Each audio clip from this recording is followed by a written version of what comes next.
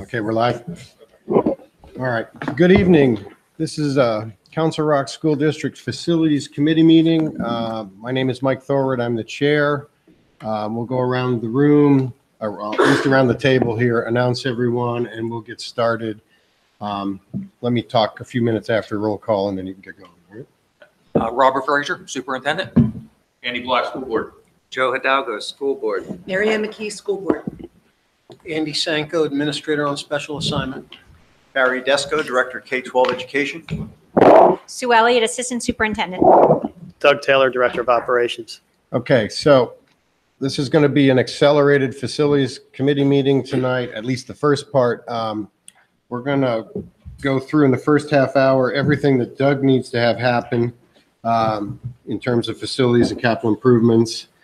We'll have public comment only on those agenda items that were discussed prior to, well, in the next 20 minutes or so. Then we're going to shift gears and talk about redistricting. This is a working session, so we'll talk. We'll go through everything, provide the board some direction. I'll talk again before we get started. And we'll have public comment on redistricting at the end. So with that, we'll get started. Let the record show that Denise Brooks just joined us as well. Hi, Denise. Doug, take it away. Okay, thank you.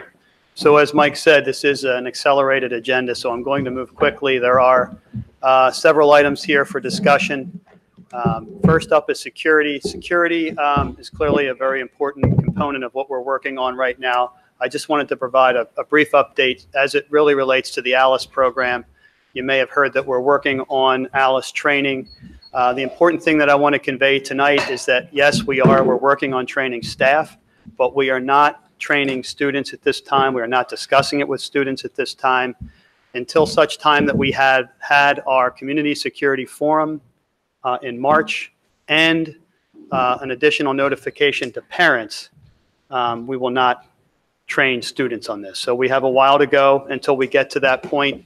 There'll be no drills, there'll be no discussions until parents in the community are informed of that. So I think it's important to clarify that in case there's any word out there. In addition, we've applied for many grants. We've been successful with the ALICE training. We received $20,000 toward those costs. Intrusion hardware for the rest of the schools of $25,000. There is another incentive, another grant out there, mental health incentive initiatives grant. We're waiting to hear back on that grant. So, and that's more substantial. That's over $100,000 of cost, I believe, that we're waiting to hear on. So when we know more, I'll pass that along, or Dr. Fraser will for sure. The police security survey of all the school facilities and written report on findings has been prepared. The online survey has been prepared, all in compliance with the Act 44 requirements. So we are on track and making sure that we're on that. By the 31st of January, the School Safety Security Committee must complete a review of all the surveys they received from all the districts in the state. So we're in a waiting pattern pretty much at this point on that. And the state police are establishing a risk and vulnerability assessment team, which they'll do by the end of March of 19. That's a quick update on security. There's certainly other things happening. As far as the facility improvement projects, Newtown Middle School demolition of the existing building has been essentially completed. The site work remains. Of course, the weather has gotten in the way of establishing the final turf field, grass, natural turf field out in front of the parking area where the building once lived in the spring. That will be wrapped up, which is per the schedule. And then we'll complete the site punch list and be in good shape to close that project out. Holland Middle School, as you'll see, we've completed most of the items that we've had on this lengthy schedule. The project closeout, as-built drawings, warranties, contracts, et cetera, are in progress. Tonight, you'll see the closeout cost for all of the contracts. You'll see what the final tally is and a snapshot of where we stand in cost as we speak. So the change order closeout for the project, we have Environmental Construction, who was Sargent. We have a change order of a credit of $10,200, which will be coming to the board. These are items that will be on the consent agenda for the upcoming board meeting. General construction is an add change order of $110,191.57. That is for floor preparation. These are the bigger pieces of that. There's a total summary of all the costs that you'll see. Smoke vent installation at the stage, an asphalt index adjustment, which we build into every contract, additional drainage at entrance canopy, and step modifications at the cafeteria. Those are some of the bigger cost items that get us to that total. Mechanical construction, there's a credit of $203,725.92. That's a material allowance adjustment. The credit for Reynolds to take over in the interim when they defaulted on their contract, and some prior change orders that were credit change orders at the time. Electrical construction is a total change, an add of $31,898 to BSI. There's an allowance adjustment. There's card readers at the music suite that we added, some technology at OTPT, a space that we decided that needed to be prepared for students that wasn't in the initial plan. Some power at the kitchen and elevator communications wiring that we added during the project.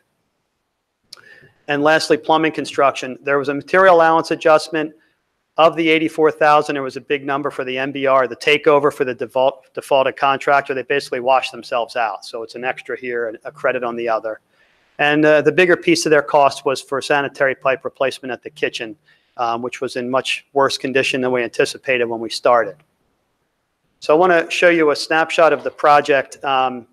First and foremost, the change orders and where we stand with the overall contract amount. The bottom left corner is the starting contract amount for each prime. So we totaled $40,827,000. The change orders, when you look at the credits and adds, equal $13,004.65. The total final construction cost is then increased by that $13,004.65. So after 2 years of construction in an existing building, with many unforeseen conditions and adjustments to the material allowances that remained, and some adds for change orders, we were well below what the industry standard would be for any project for construction change orders. We're very favorable numbers. To look at that in one other way, the left-hand column in orange was the budget heading into the bid opening of, you can look at it several ways, the project total. The bottom then had financing cost and the ACE grant. So we were looking at somewhere around $50,276,000 budget. When we awarded the bids, including the ACE grant, we were at $47.9 million roughly. The current costs today are around $44.8 million.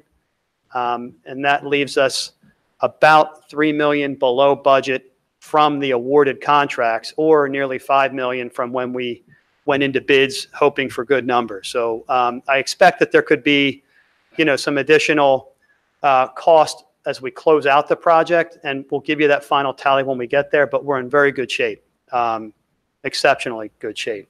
So feel very good about that. And before I move to the next item, the one thing I wanted to take a moment to do, Warren Garrick is here from Dewey Engineering. He was instrumental in the success of the Holland Middle School project. Warren is going to be, I think, retiring in the near future, allegedly. So Warren wants to just say a couple quick words and thank the board before I move on.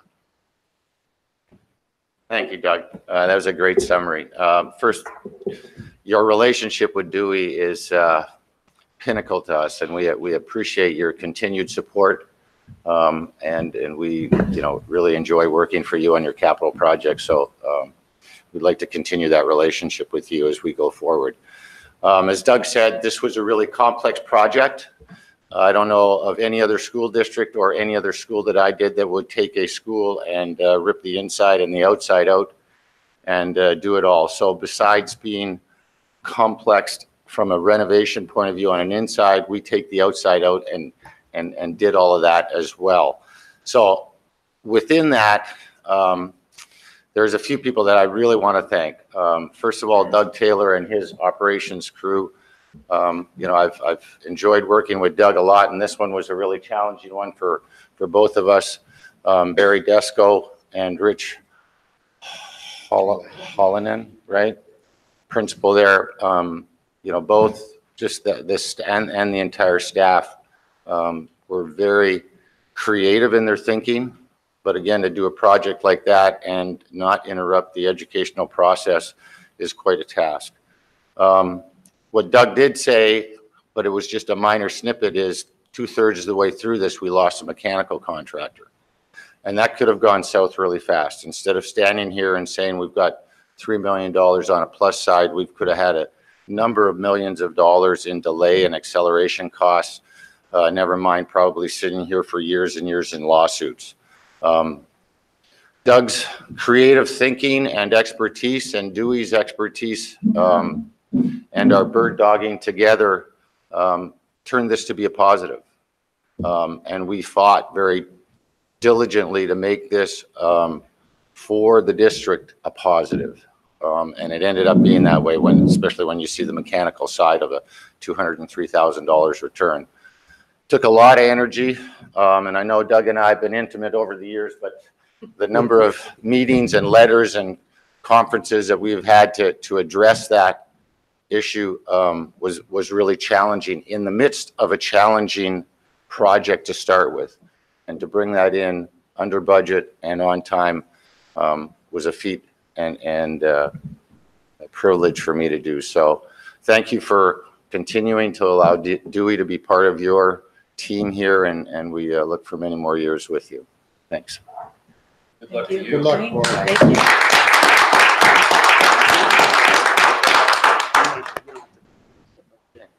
Thank you, Warren. All right. Professionally intimate, that was. So, just so Wrightstown Elementary School additions and renovations project.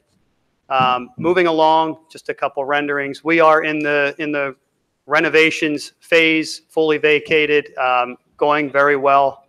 Couple items just for updating. There were some questions from DEP after we believed we were good with the on-site sanitary plant, after our hydrogeologist met with them, talked to them. They ended up asking for additional information. We actually went to Norristown, met with representatives from DEP.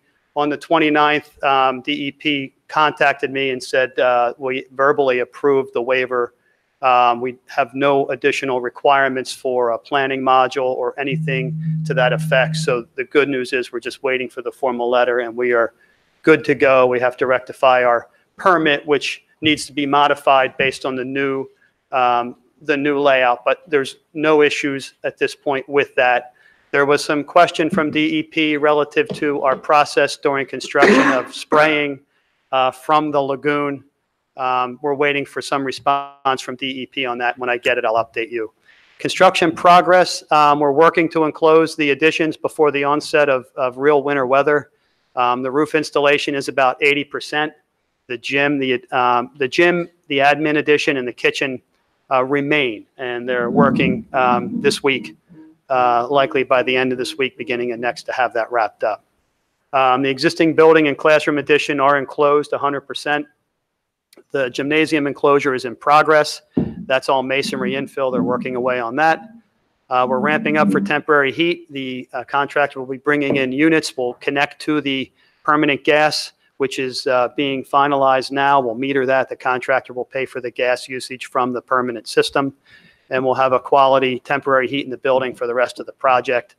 All of the other things that you can imagine are going on inside. It's really come a long way. I know, Mike, we went out and you saw a snapshot of it a couple weeks ago. It's even further. We're due again. Yeah.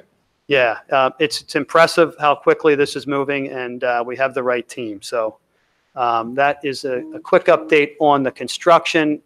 In regards to furniture, fixture, and equipment, Beth and I have been meeting with the PEMCO, who has been successful in getting us furniture for, I think, all the projects I've worked on since I've been here.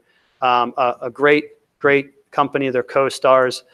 We generally bid them against other state bid CoStar packages just to make sure that we're getting the best number we can. Because we're so close to the furniture for Holland Middle School and Newtown Middle School, I was suggesting that we allow PEMCO to give us our numbers for this project. They said that they would honor their numbers and only charge us for any increases that the furniture companies would charge them from one year to the next. So I was going to propose that for Holland, or for Wrightstown, that we can continue with PEMCO, and then moving into Rolling Hills, we can go out and bid that again and make sure that everything is competitive as it usually is, and likely they'll be low again. But and camera purchases are also something I'll bring to you. That is $54,795. It's Access Security Corporation. They deal with all of the cameras throughout the district. That includes the mounting, the commissioning, and such. So those are two other items. Actually, the furniture likely wouldn't be this month. It would probably be next. I just wanted to run that by you.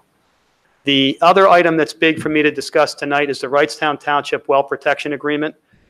During the land development process that was required, it does protect the neighbors from any reductions in flows should our project exceed the design flows and create a negative impact on any neighbor within 1,000 feet of the project.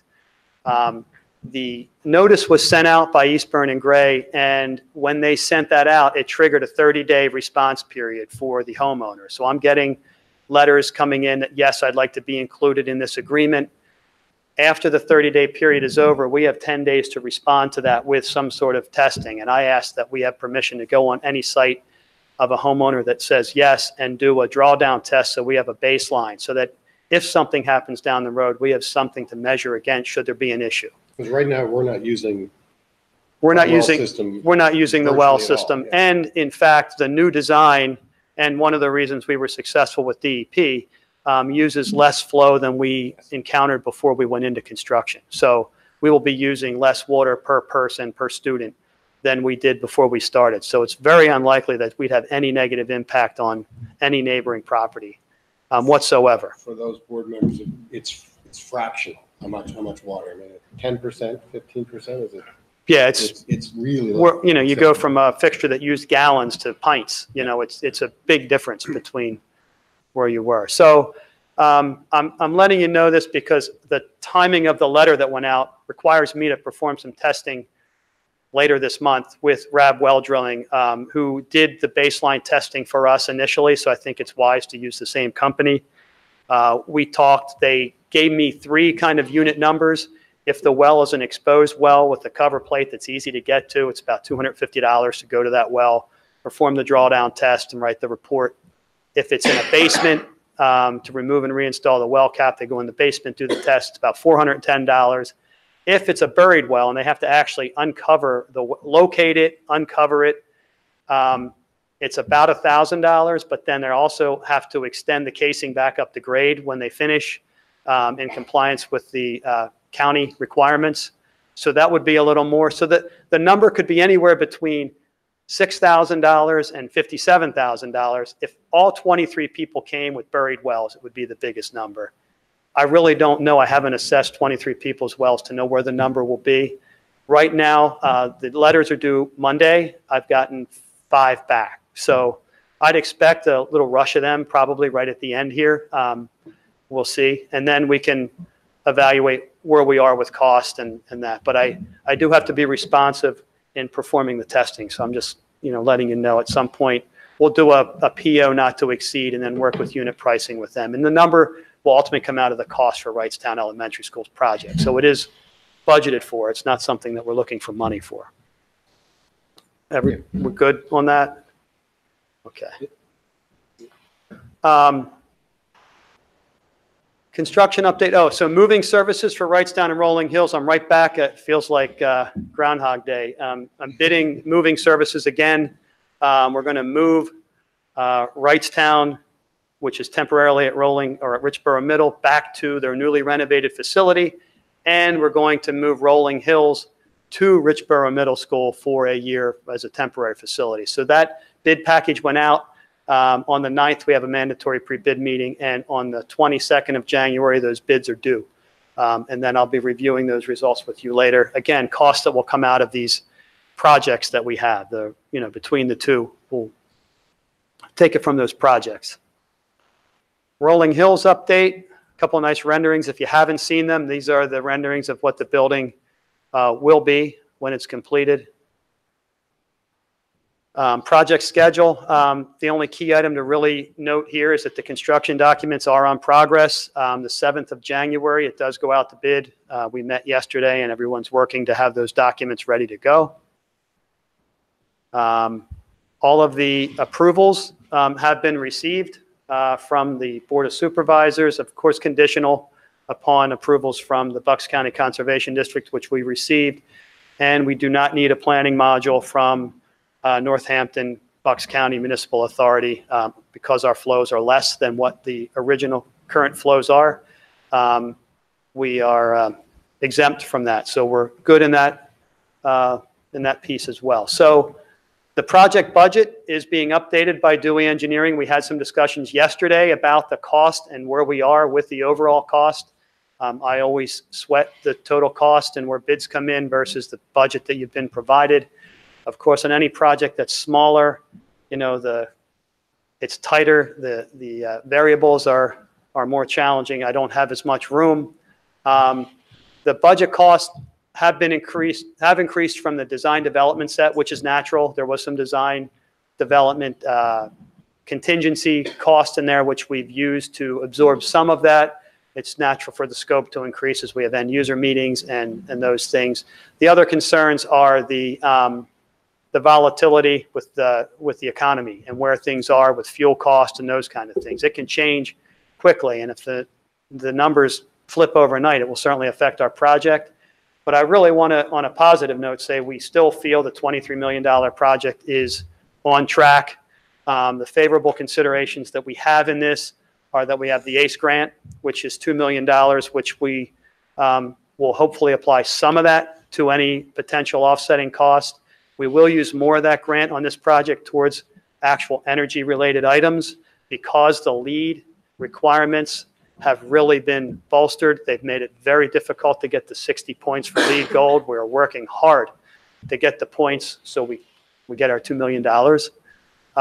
We have about $500,000 in allowances that still remain in the project for the contractors. We have $500,000 or $500,000 for furniture, fixture, and equipment that we utilize for IT-related items, for furniture, for things that we need, and a $700,000 project contingency. So all of those things are still in place as we head into bidding. So we will see where they come in February. We've received bids. So I talked about the approvals. The out to bid date is the 7th of January. There's a mandatory pre-bid on the 22nd of January. The bids are due on the 6th of February. The bid recommendation will be reviewed at facilities on Valentine's Day. Thanks. And the board approval of the bids will hopefully be the next week, pending good numbers and board members that are in support of the bids. Other items related that will be on the board agenda this month, PlanCom Part D, which is project accounting based on estimates, which are new construction, demolition, environmental remediation, site cost, and all the soft costs. It just shows you the breakdown. It tests the district's financial ability to make the payments. There's information in there from PFM as well that shows how all the numbers shake out. And Part E, which is schematic design, which basically shows more specifics about the building, the equipment, the methodology that we're using for bidding, outline of the spec, floor plans, and such. As you know, there's a moratorium on PlanCon. Many people aren't going through and getting approvals and doing this. We are doing this because we feel it's our diligent approach to hopefully, if the moratorium's lifted, if there's any consideration down the road, and if we followed all of the procedures, maybe we'll be considered for some money. So in the hopes that we could be, we're going to approve it, we'll put it in a drawer, and we'll have it all ready to go. We send it, they send it back, they say we don't want it, but we're going to do what we need to do just in case.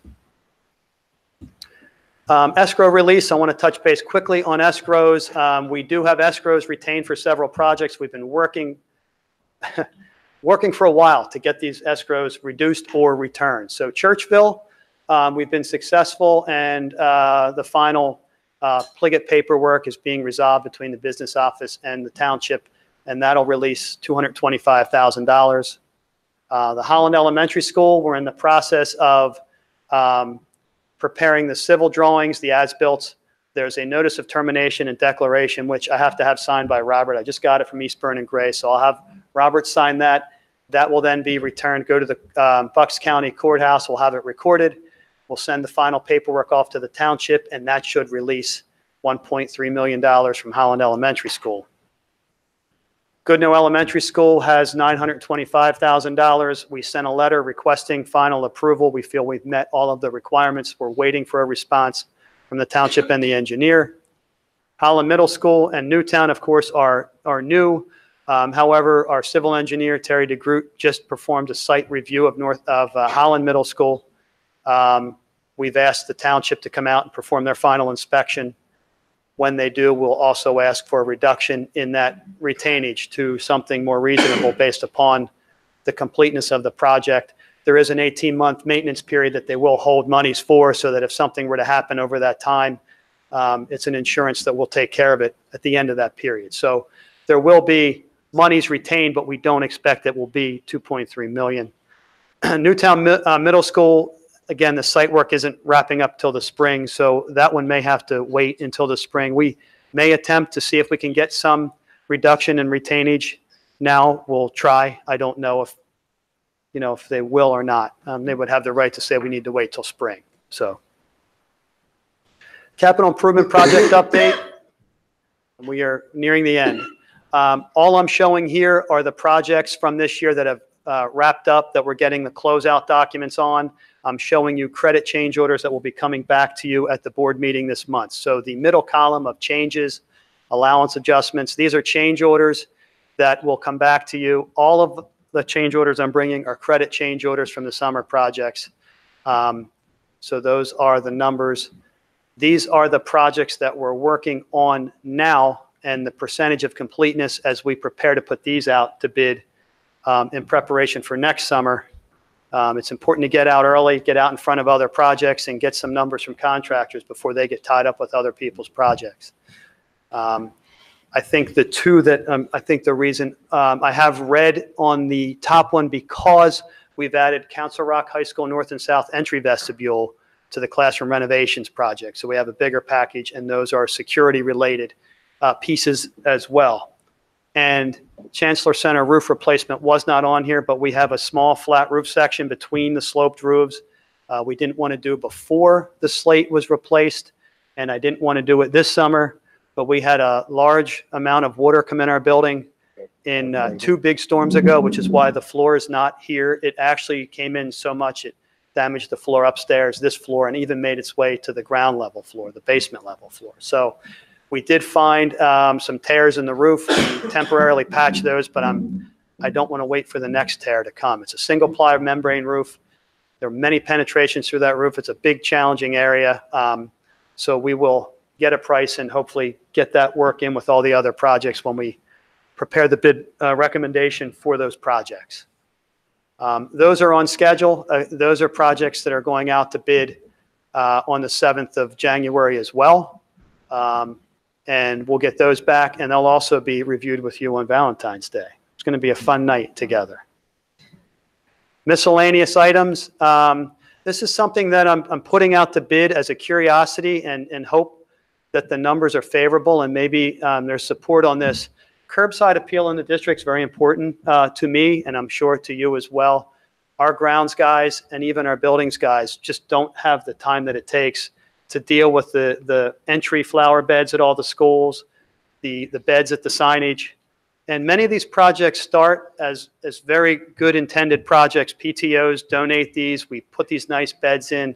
And then unfortunately, as their kids leave elementary school and go to middle school, so does the support of some of these areas. So then it's left to us to take care of. So we expand our areas of flower beds, but we don't really have the people power to maintain those. And to me, it's important that curbside appeal is where it needs to be as a district like ours. So I want to I put together a package. It has sketches of each site, the entry to each site and the main entry areas of the buildings, with quantities, with timing of when they would do some seasonal plantings and just maintain the mulch on a not a daily basis, every few weeks kind of thing. Our guys can do some interim kind of work as well. But we're going to see where the numbers come in. I'll come back and we can talk about it. I just wanted to let you know that it was something I was investigating, if you will. And board items for the December board meeting, we've talked about Holland change orders. There are 5 prime contractors. The total cost of all the change orders is $13,400 and a couple cents. Wrightstown Elementary School security cameras, Wrightstown Elementary School well drawdown testing. I'll show a unit price not to exceed $60,000, just so we memorialize what we're doing and you're in the know. Rolling Hills Elementary School Plan Con D&E and capital projects. The total of all those credit change orders, and there are still a couple outstanding, is a credit of $64,761.83. So we had very favorable summer projects as well. They all came in below budget, which again is good teamwork between Dewey and us as we move through those. Last slide, I believe this is upcoming topics. January is, relatively benign. The Aramark custodial team is going to be here tonight to just give you an update on their move to Apple Level 2 and what they're doing and the tools they're using. It was a request from the board last year that we provide quarterly reporting.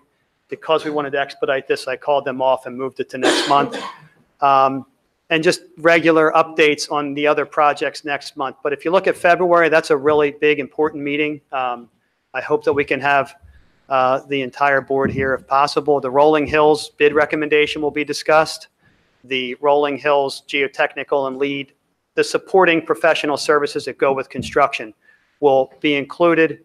The capital improvement project bids recommendation letter will be included, and the Wrightstown Rolling Hills moving bid will also be presented. So we'll have a tally of all the costs across the board, so you know what the overall impact is of everything to those 2 separate budgets, so we can make a good, sound decisions that night.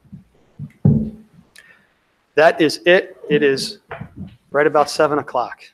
You did well. Thank you. Any questions from my fellow board members regarding Doug's piece? We're going to, before you leave, I'm going to open up for public comment just on Doug's stuff before we switch to redistricting. So if anyone has any comments on what was presented so far, step up. Otherwise, this working session will pivot into redistricting. All right, seeing none. Doug, you're released. Thank you. Thanks, Doug. Thank you. Matt, do you need a reset or are we just going to keep going? All right. Oh, sorry. All right. Just to put some background on this, after the meeting we had last Thursday, it became obvious we weren't going to get finished, so it was deferred to facilities. The board has individually asked the administration their concerns, or made known to the administration their concerns and questions. The administration spent the last week, and I think some very long nights, working on researching all of our concerns. The plan here is then to have Dr. Elliott give us a brief presentation, kind of an overview. She's got some material. We've got the option analysis with 2018 numbers we're going to go through. She's going to present the list of topics that we brought forward as potential tweaks to the redistricting plan.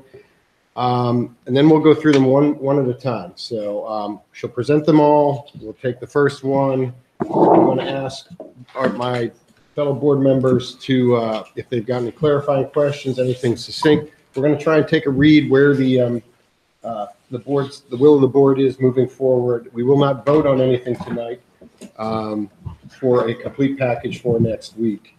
I hope this is, we brought the tables in to make this conversational. So let's try and make sure we all get a chance to talk and move forward.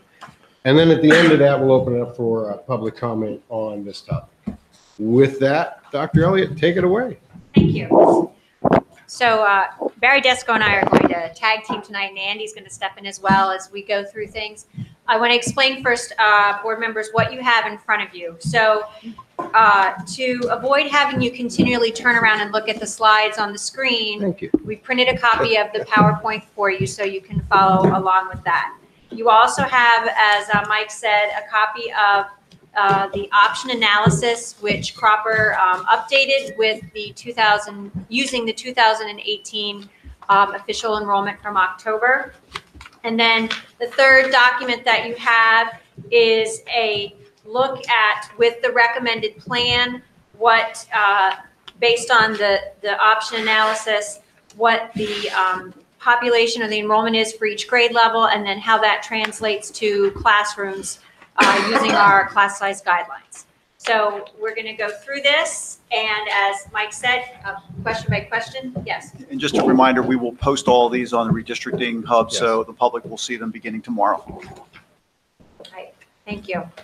So before we get into the questions, I want to give you just a high-level analysis of the option analysis. So that'll be the first, basically 2 slides of the presentation. So the option analysis, when compared to the previous option analysis, a lot of analysis, we have seen an overall decline in enrollment, slight decline, and there are 6 schools with a slightly declined enrollment, anywhere between 11 and 35 students, and 4 schools whose enrollment slightly increased, anywhere between 10 and 21 students. One of the things that we've looked at through this whole process is the impact on how many students are moving. So comparing this recommended plan, looking at the 2 different enrollment periods, the elementary students impacted went from 719 to 730 in the plan. Additionally, the middle school capacity, and looking at that, because that's also something, and one of the things that we've been looking at is balancing the north and the south. Holland Middle School's capacity, using the October 2018 enrollment numbers, goes from 93.2% to 92.6%. And Newtown Middle School's goes from 90.1% to 89.1%. So the next slide shows you the chart that you have in front of you, which looks at our classrooms and the enrollment in each classroom, and in how many, based on what we have available in each building and what we need to get a sense of where we are with our classrooms, as this is something that we always look at the elementary level. So I want to point out a couple things to you. First of all, one of the things that there was some concern about in conversations, I think last week, were the limited number of additional classrooms in the north, and concern about what that might mean. So with the updated enrollment numbers, we have 3 available classrooms in the north. One's at Wrightstown, one at Soul Finestone, and one at Goodnoe. Then when we look at the south, we have some available classrooms in the south, but we also have some buildings where we are over the classroom. So we look at Hillcrest and Holland, both need 2 more classrooms than what their current capacity or available classrooms are. And Rolling Hills also needs a classroom. However, with Rolling Hills and the plan next year to move them to Wrightstown for a year, that will not be an issue at Rolling Hills.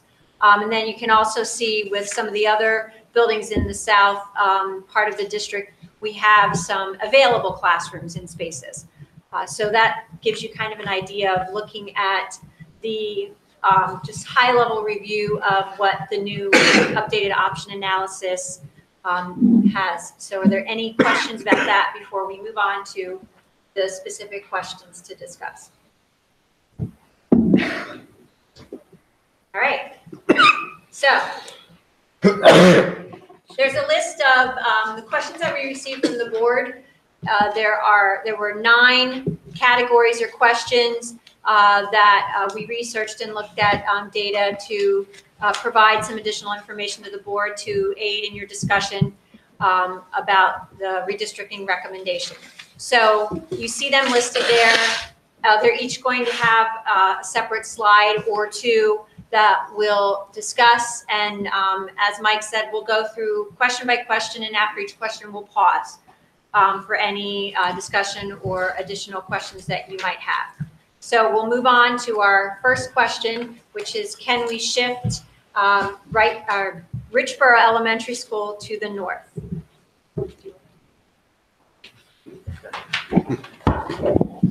So it was brought to our attention, both through the public and then at the request of the board, that we look to consider moving Richboro Elementary School as a whole as a north sending school, so that it would reduce the number of elementary shifts that we were making, as well as hopefully providing the balance we were looking for between north and south. So as you can see on the slide, we are not recommending this change for the following reasons.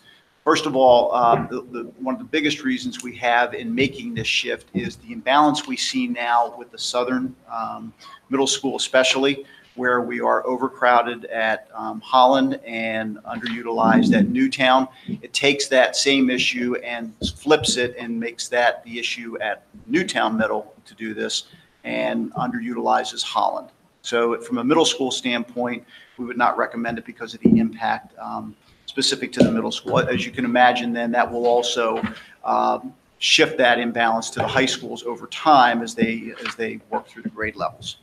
The second issue that we have, and these two are a little bit related, if we were to make that shift, and there are some additional changes in populations because you wouldn't be moving all of the Richboro students out, so you would be taking some of the redistricting changes that we've made and bringing them back to their current home schools. To do that, we would find ourselves with a deficit of 5 classrooms, elementary classrooms in the south, but we would have a surplus of 14 in the north. So because of the number of available spaces in what would be the 5 northern sending schools, in the way those populations shift, then we would see those 14 available classrooms in the north. But also because of those shifts, we would have fewer available classrooms in the south to accommodate the southern elementary school populations.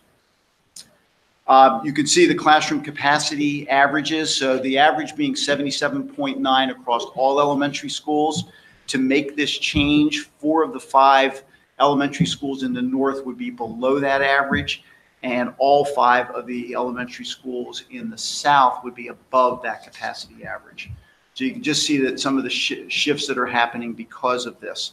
And then the redistricting committee discussed this. It was requested of us to find out when the committee, if the committee looked at this option, when they looked at it, and what the decision was. So we did look at it. We looked at it in January 16th of 2018 when the original redistricting committee was working together. At that point in time, we were working with Sundance. We crunched these numbers with Sundance, came to the same conclusions at that time. Obviously, the numbers have changed a little bit between now and then, but the conclusion was the same, that to make an elementary shift, and there was some appetite to do that at the time, but seeing what the impact was at the elementary and middle school level caused us to move away from that as being an option. So the next page shows you the same chart that we had shared with you, but we updated it to show what those enrollments at each of those elementary schools would look like and the classroom utilization in doing so. And then it gives you a sense of where those open classrooms are and where they're not to make that Richboro Elementary School shift. So this is specific to taking Richboro Elementary School, making it a northern school, and then making the adjustments in the population. So I'll give you just a quick example of what that would look like. So Wrightstown would remain whole as Wrightstown. There would be no need to shift that population. So when you look at the Wrightstown Elementary School, you would see how many students would be in that building based on the population forecast, how many classrooms would be utilized, how many would be needed. Same with Richboro. We would not be moving students in and out of Richboro. They would move as a whole, and then all of the ripple effects to some of those changes.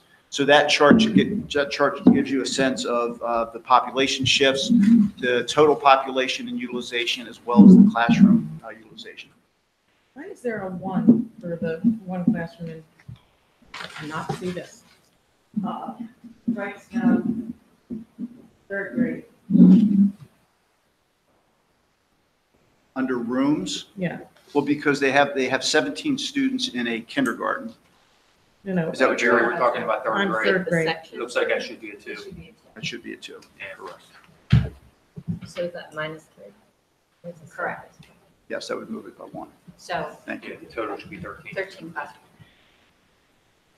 So in essence, in this particular concept, practically all of the moves that were made would be undone with the exception of the students that are being moved from Hillcrest to Holland and the students that are being moved from Newtown to Goodnoe. So those would be the only 2 moves that remain.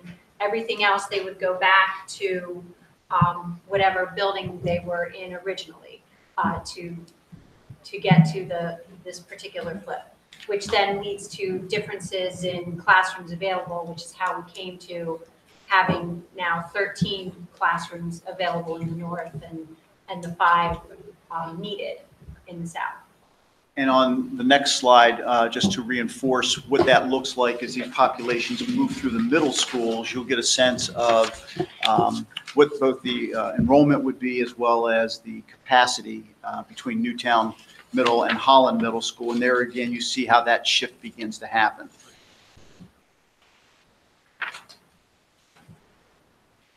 So this is the first question. Okay. So I'm gonna ask her- additional questions or? Or It's one question about this 77.9 average on the Rolling Hills scenario. Is that different than this chart as far as the average? Yes. Because there's a little discrepancy, I was wondering. Yes, it's different. Because the average would change by moving north, okay? I just had a quick clarifying question. So, so if you look at the updated option analysis from October 2018, and then you compare it to the Richboro flip, is it correct that Hillcrest Holland have the same number of classrooms that they're over, and then Rolling Hills, instead of being 1 over, is 2 over? Ask you, yes. So basically, they're in the same scenario in terms of Yes, how they're many the same classrooms. set of numbers. Yes. So Churchville is the only one that is really that much different. Yes, that's correct. And one of the things that you see is because Richboro has a number of available classrooms and now they're becoming a northern school. So they have 4 available classrooms in current option analysis, which gets reduced a little bit to 3, but now they're added to the open classrooms that are in the other northern elementary schools, no longer calculated as part of the southern schools. So that's why we've just increased those possibilities up there. No, that makes sense. I'm just asking if they're basically those 3 schools are kind of in the same scenario. Yes. Regardless of what you do. Do we have a 5-year view of, on the middle school capacities for recommended plan? Do we have this? This is the forecasted, that's forecasted from proper demographic study. That is not from the option analysis. So when you look at the flip, because we're keeping, maintaining schools as they are and as they were in the forecast, it was very easy to just put this school here and split them up and look at what would be the impact. So I think you're asking if we kept Richboro as a southern school with the recommended plan, Right. do we have a, Right. right. Do we have this for them? Do we have, at the middle That chart. schools? right, projected out for 5 years in the middle schools with this, the plan you're recommending? No, No. but the Cropper study showed them as relatively equal. They were That's within nice. 1% or 1.5%, I believe, of each other. They were both right around 9. It could have been, no, 89, 90, somewhere in there. yeah, And that's over time. that's the anticipated shift over time, yes. With the So in forecast, other words, with the redistricting as proposed now for version 2, I guess we're calling it, correct. What was- then Version we're, 2, then we're yes. looking at that delivering consistent, even middle school, relatively even middle school population over the next 5 years. Yes, and again, just as you see on this shift of Richboro Elementary School, there are some peaks and valleys to those, and there would be in keeping them as a southern school, but yes, It's not but they are, perfect science, but I yes. think the question we're all trying to understand is with the moves that we're making to equalize the north and the south, is that something that's going to take us out, as far as we can reasonably expect within it? Those 5 years that the population forecast is done for, yes. Yeah, we can certainly model that out, but as Bear is indicating, there aren't any wild fluctuations forecast numbers that we have. No wild fluctuations, and you're suggesting that the gap between the two schools is narrower. Absolutely, yeah. And so, just because we're talking about numbers we're seeing and other people are not, with, hello. We got them. No, they're up. We So it's gave- running. we gave you that, so you Right, have- okay, never mind. I was worried about people in the audience and see what it was. So it's 100 for the core of the years, it's 100 students difference between where the other plan delivers within what's the range in the plan that is being recommended by the administration, like Robert, if they're both running at 85 and 85%, the difference is in the 25s and 20s between the two schools. Yeah. Which then also then pushes up through high school Yes. over time. Yes, it will over time. So that's another consideration as well. That'll push on up to high school. And then we get into that situation where, opportunity at the high school level for some really serious co-curricular activities or inclusion in classes becomes more limited when you have, one will be limited Potentially because 400 more students. Exactly. And the time to realize that shift is really going to be impacted by grandfathering. So the 7th graders, are already moving into 8th grade as a large group. So we're 1 year removed, and depending on the decision to do what we would do with the current 6th grade would, so that shift in that balance, is really based on grandfathering. Yeah, that ship has sailed. We already Yeah, did I it get that it. one, right?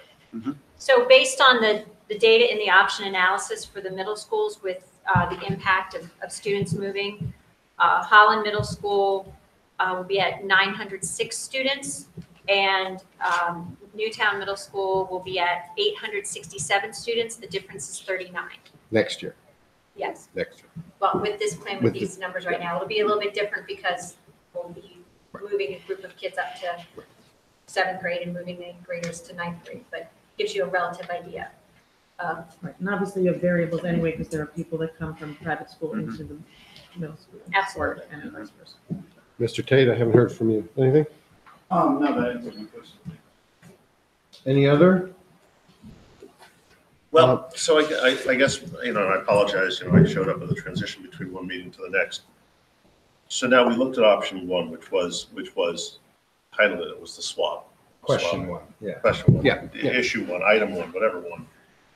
So is there a feeling from the board that that's, Well, that was my next question. go ahead, I'll leave it to you. I got here late, I know the rules. That of was, the I game. mean, do we have go ahead, Jared. That was the next question. No, I mean, We're is there discussing. thought that we will continue to consider that, or are there 5 persons on the board who would think that that's something that's still in play, or lacking 5, would we move on? I just don't want to be in a situation No, where we go that's, the next day. I would like to provide guidance so that next week we have a plan to vote on.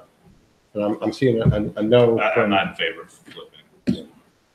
I'm open to options, but I was gonna ask you about, you said what ship has sailed about grandfathering? Was it the We've already grandfathered the children. 7th grade on. last year? Okay. Right, that, That one. we're not, anything yes, else. we're not Okay. going back on that. We're Go not, ahead.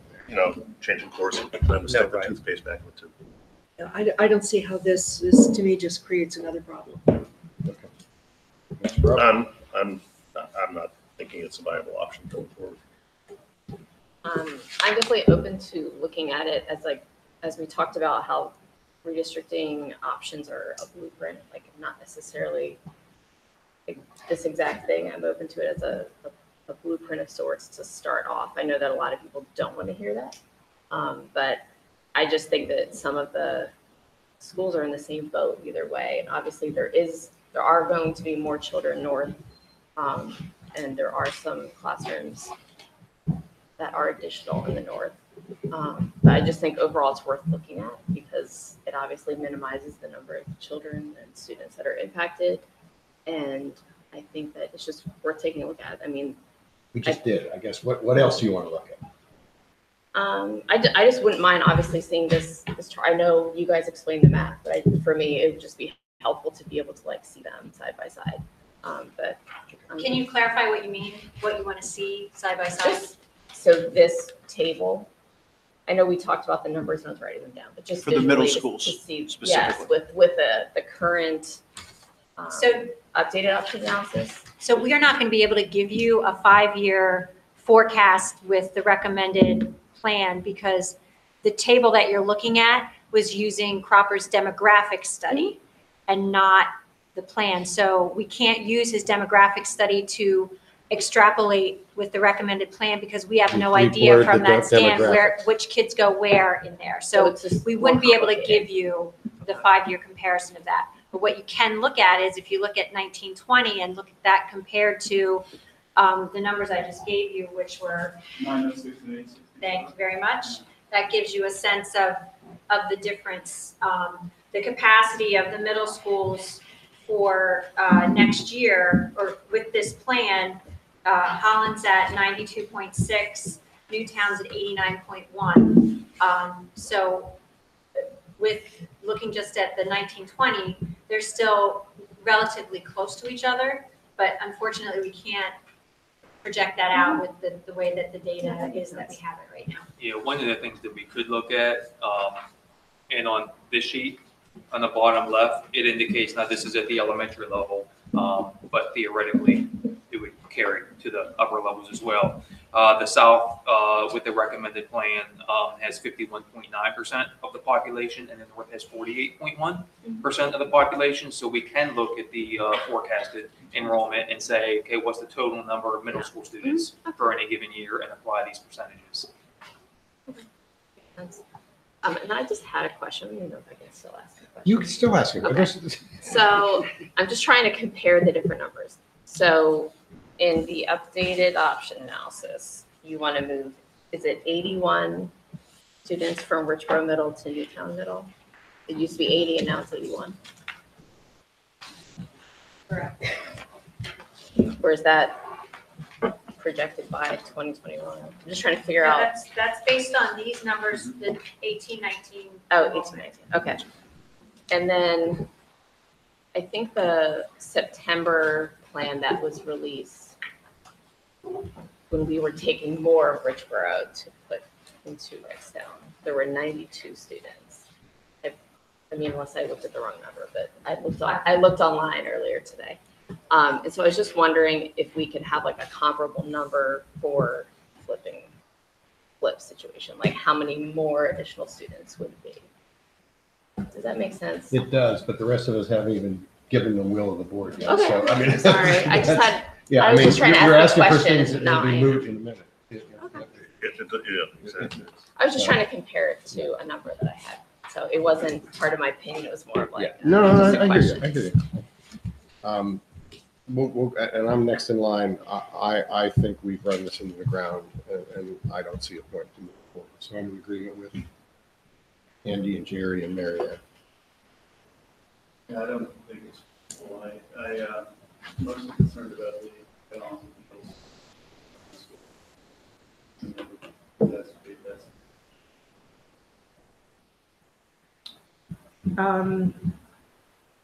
We certainly could not do our diligence on a flip scenario of any school. And of course, the email that came in with the suggestion of flipping Welch and Richboro to the north and Goodnoe to the south opened up all these things and made me wonder, in the course of conversation with some parents, you know, would we see better resolution if we put Wrightstown in the south and Richboro in the north, and all of these ideas. And so in a philosophical sense, I'm still sort of intrigued by this, because I do believe that if we could have somehow come up with a plan to keep community schools at the elementary level, that would have been my preference. It was my preference that I've been saying for a number of years. But in this moment in time, in consideration of the will of the rest of this board, in consideration of understanding that this plan, assuming other things look feasible, sets us up to implementation in a time frame that is better suited for our community. Question about it. Sure. Sure. Thanks. I just wanted to ask, because, there's 26 available classrooms at some of these schools. And I was just wondering, with our conversations where we talked about Champions classrooms, I was wondering how many Champions classrooms we had, and they are taking up classrooms. They're counted as a classroom when it comes to your planning. So when Champions runs a kindergarten enrichment program, then it does Good take up a distinction. classroom. In buildings where we have space, they may put a kindergarten's pre and post day program in, but when they don't have space, they would utilize another facility, the gymnasium, the cafeteria, et cetera.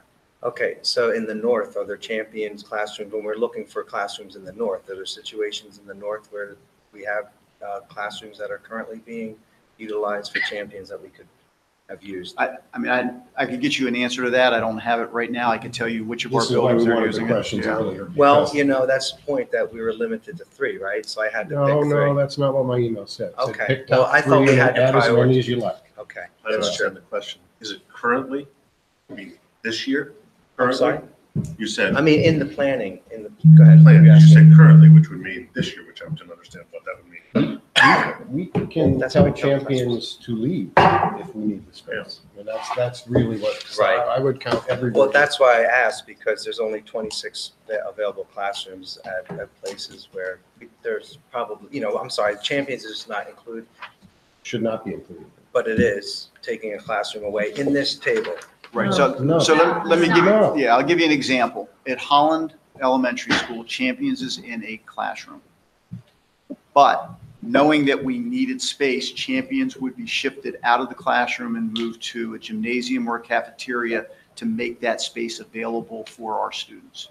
So currently there are classrooms where that is utilized. We did not count that as utilization because we could regain those classrooms if necessary. So how about at Welsh, where there's 0 classrooms and there's a Champions classroom, but we had 26 out of 26? Are you asking me is it in a classroom? Yeah, I believe it is, but I'd want to confirm that. it is. Right, and if it were to be in a classroom and we needed space there, then we would shift that either out of the building if it wasn't available. But I do want to say that could have an impact. In other words, certain buildings, those programs serve students from that building pretty significantly. They're heavily populated by the families whose children attend that school. So to shift it, and again, it's the will of the board of how they Sure. want to utilize that space. But to shift the Champions program that is in one building to another building may have a significant impact on some of the families.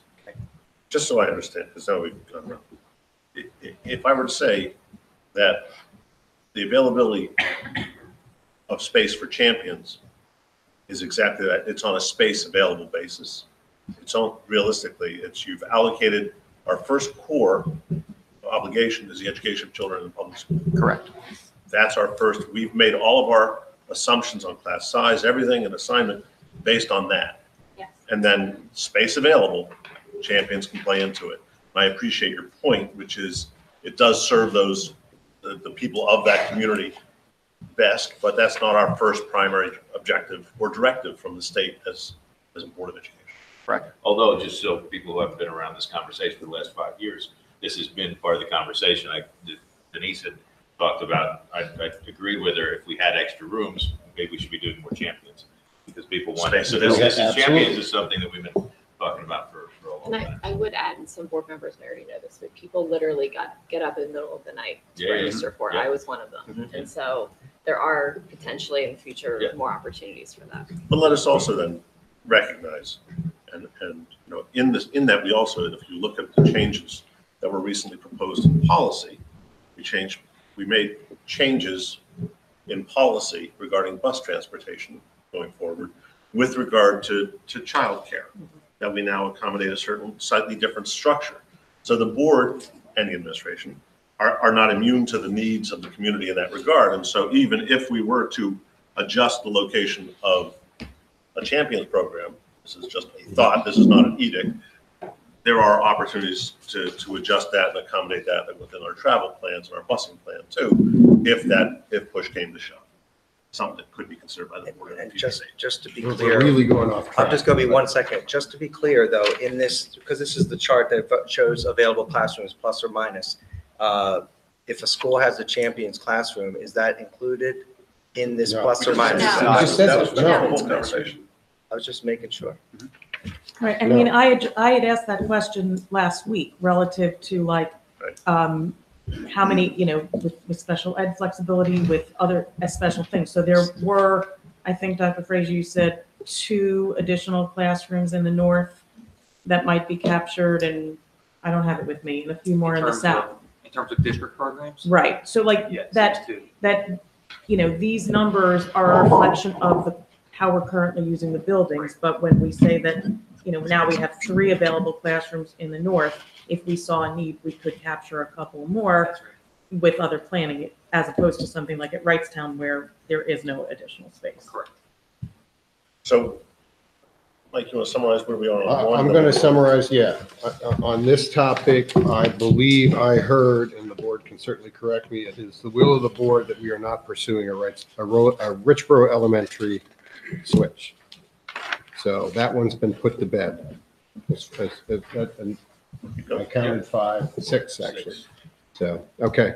With that, let's move on to question number 2, which is related, and Denise started discussing that.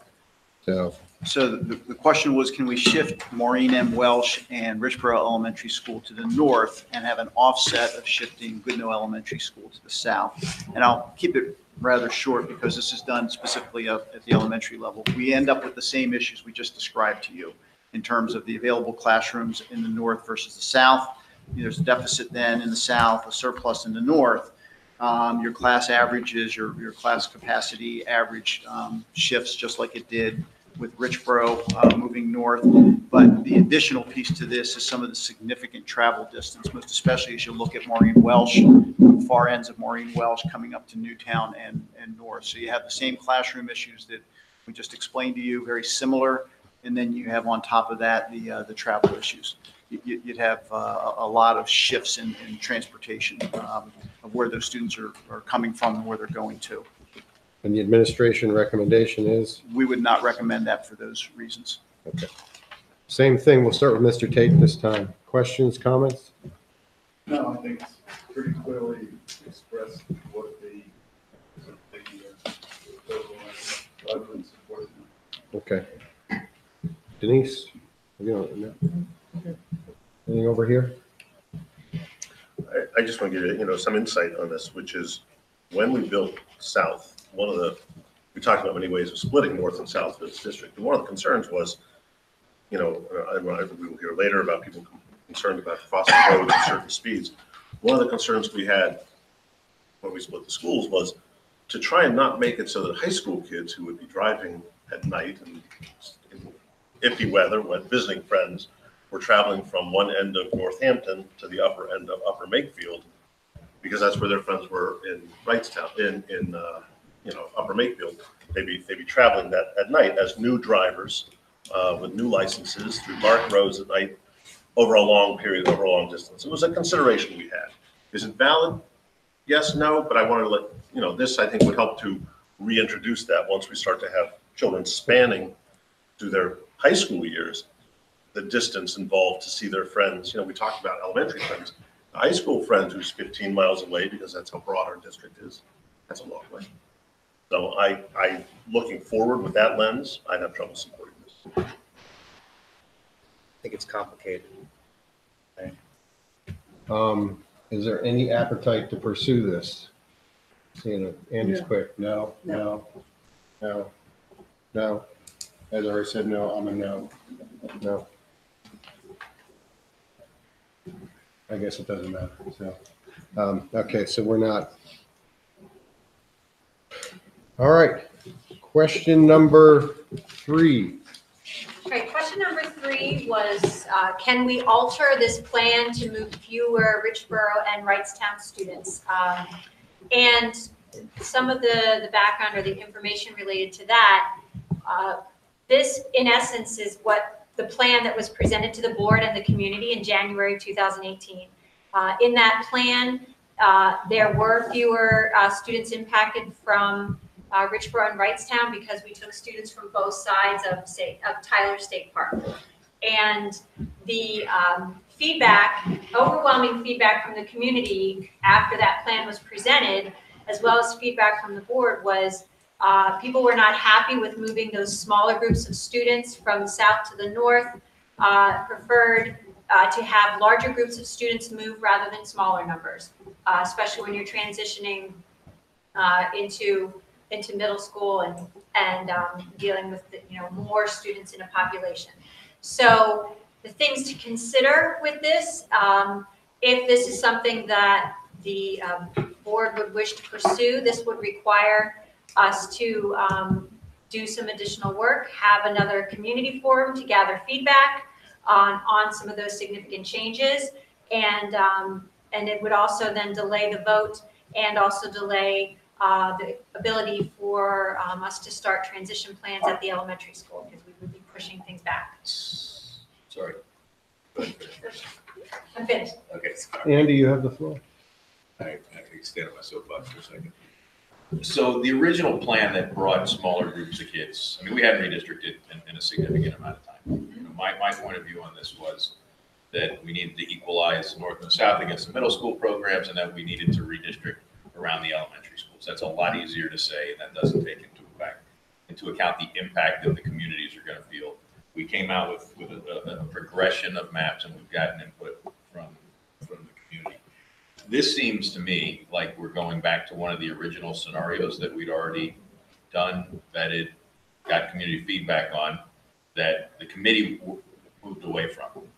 I'm not here to second guess the committee. I'm here to say that, as my statement that Mr. Grupp read said, that I was of the mind that we're creating new feeder patterns. It's not going to be easy. We have wonderful elementary schools, and that we should rip off the Band-Aid, and that we should do it in a way that might be more disruptive early on, but is better for the long term. That was always my view. I'm not sure that anybody else supported me in that, but as I shared with you, I was hopeful that we could get to that. To me, doing something like this would not necessarily require a lot of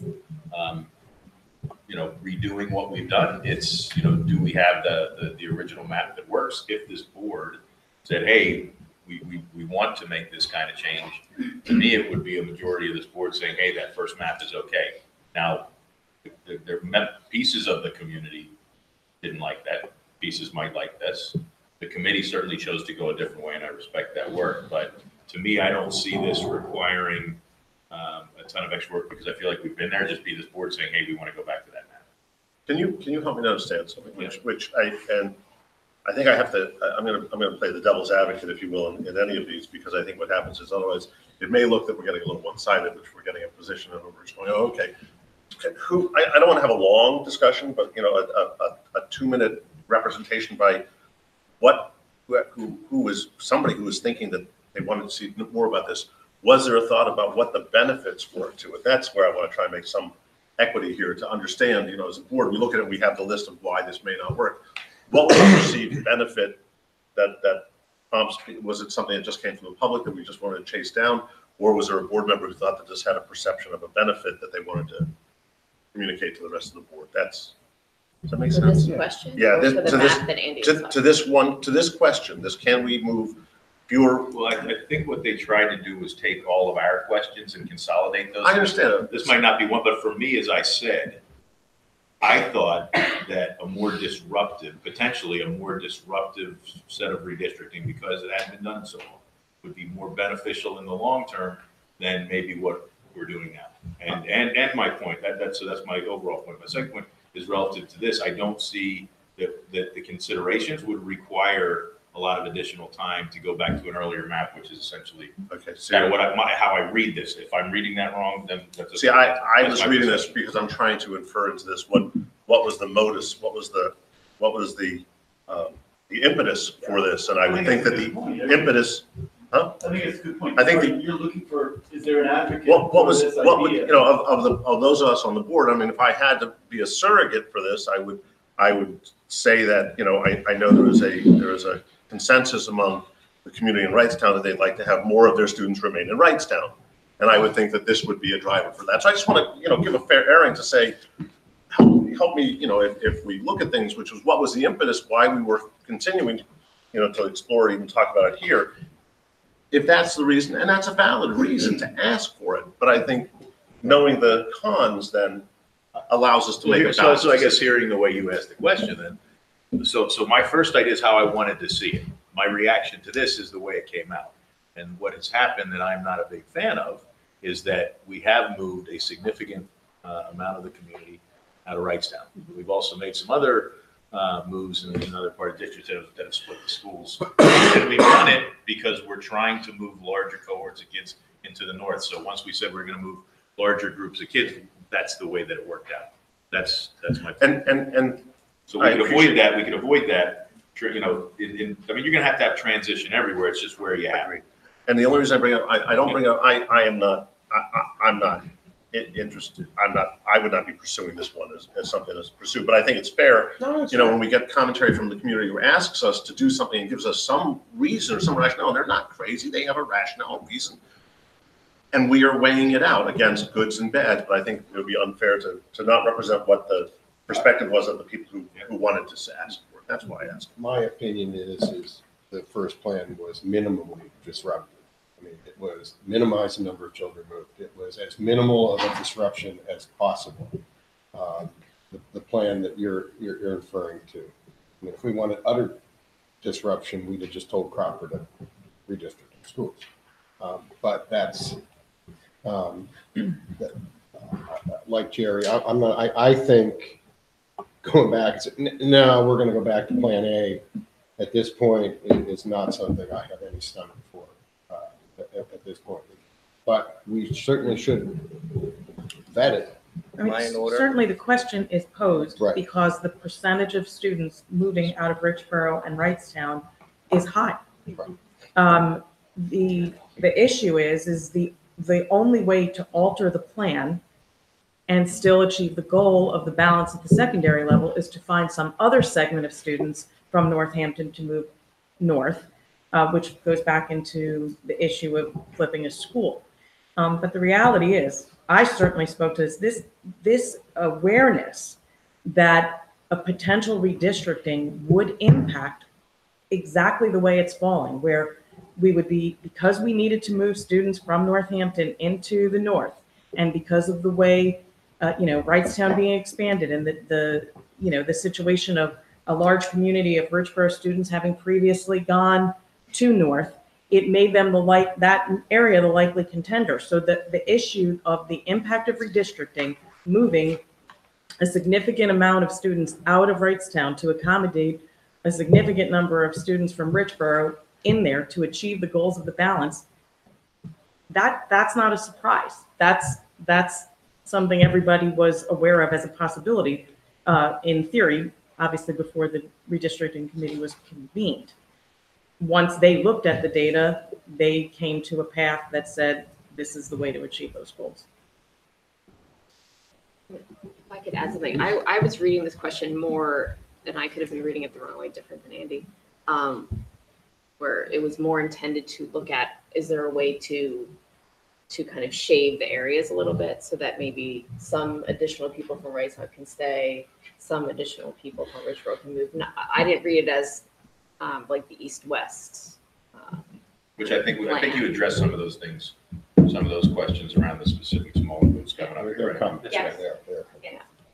Yeah, I mean, this for me was, this map takes, to Denise's point, it takes the historical context of some of the back and forth between, on the western side of the district, and I've always looked at this thing and said, let's go this way, which means taking kids out of Village Shires, which was I think the original proposal. And frankly, when I challenge that, Jerry always makes a point, come up with a solution.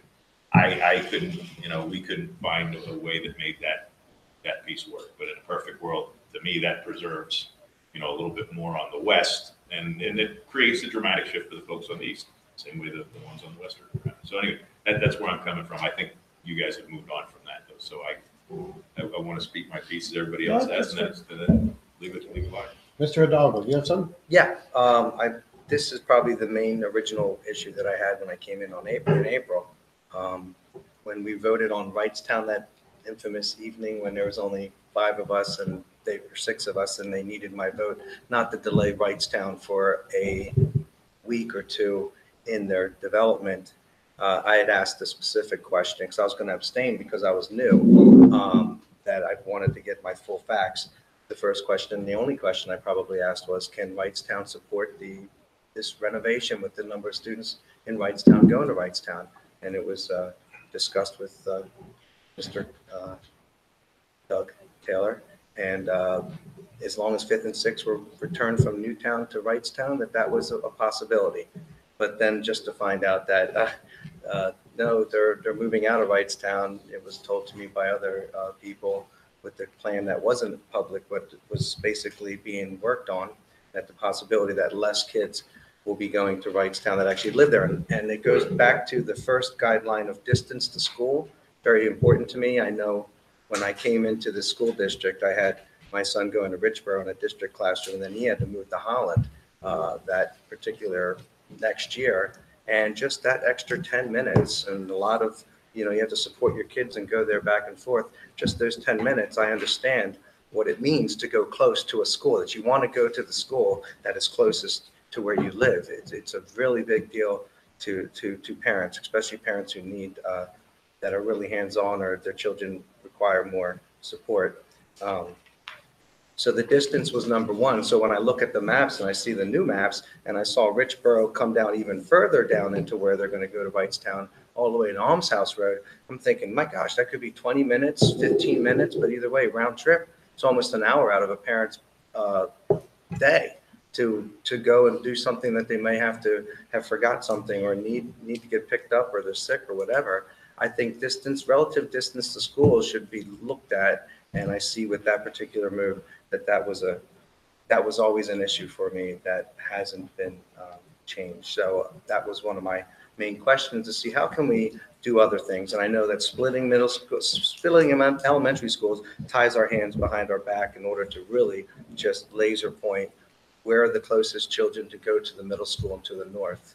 And that would have been something that I would have liked to have seen. But so I'm open to, but understanding that we're down to the end here, we have things we got to do. You guys have, so I don't blame the board that's been doing this for 5 years to want to come to some kind of conclusion. Just, I'm glad that I have an opportunity here to explain why I think kids need to go to the closest school that they are, or relatively close. So on this topic, are you continuing that you want to continue to consider it or not consider it?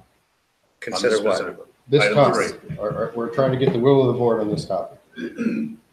Yeah, I'm open for option. But look, I understand what you guys are saying. So you're going to have 5 votes anyway, so it doesn't really matter what I want, obviously.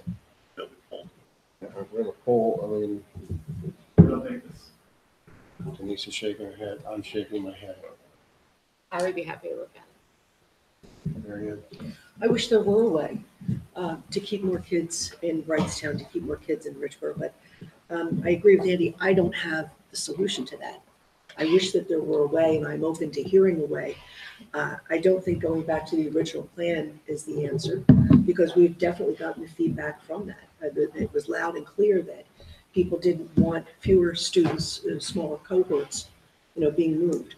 So while I would like to see a solution to this, I don't see one, and I feel as though we've already covered this ground, so I'm afraid I can't support it.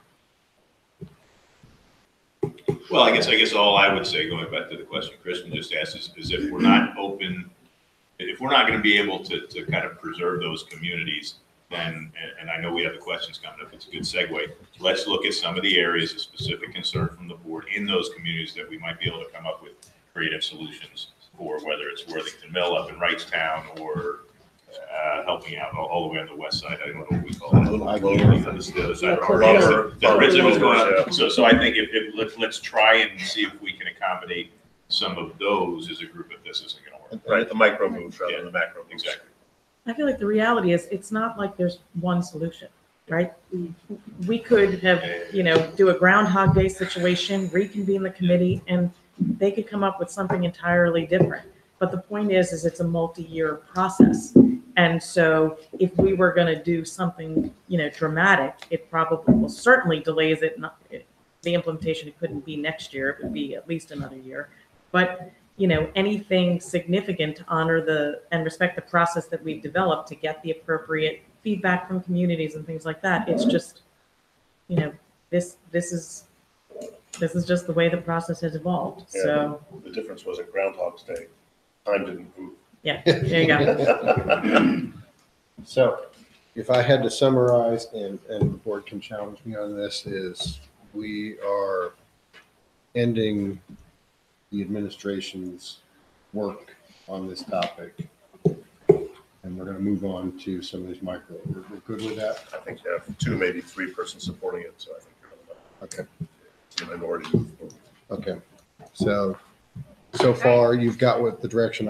Robert, please make sure your team has, I want you all to have the direction you need because we're going to vote on something next week. So far, so good. Okay. So the next question is, For Mill Race and Woodstream. can the students on Mill Race and Woodstream off of Bridgetown Pike attend Holland? So currently, Mill Race and Woodstream are 2 dead-end streets that are off of Bridgetown Pike. And in the current, the recommended plan, those 2 particular streets are part of Hillcrest. And both of those streets together it is a small number of students. We don't know the exact number, but it's definitely, probably below 10 to 12 students within those two streets. So we can include those students with Holland's. We can take those 2 streets and make them part of Holland's attendance area rather than Hillcrest's, without increasing the classrooms needed, because it is a small number. Additionally, it's not a transportation issue. Either way, it's not a transportation issue. So if those students on those 2 streets remain at Hillcrest, the bus, our transportation department will adjust the route in a way that they'll just be part of a route and they'll have a turnaround spot and they'll go where they need to, and vice versa. If they're part of Holland instead of Hillcrest, transportation will be able to work out the route and it will be fine. So that is not an issue. Things to consider, it'll create a slight increase in Holland and a slight reduction in Hillcrest, probably in both schools, not significant enough of an increase or a decrease to change the number of classrooms needed in those 2 buildings. And if those students go to Holland instead of Hillcrest, the buses for Hillcrest will probably not really need to travel much on Bridgetown Pike to pick up and transport students. Except maybe a little bit, it depends on how it goes, but pretty much it eliminates that. So those are some of the information and the things to consider with this particular question. So as we go through some of these changes, it'd be great to hear from you if it's kind of high impact, low impact, or medium impact to grand scheme of capacities. This one sounds low, if I'm hearing you correctly. Yes, this will be a low impact. And it doesn't swap the middle school, it doesn't swap the high school. This is it's- doable.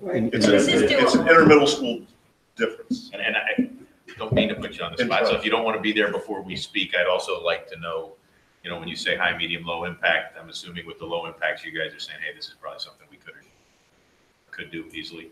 They're looking for us to tell them to do it. So I understand that, but I'm also, as the folks who run the We can do building, this. I'm looking for your opinion as well. Yeah, we absolutely can do this.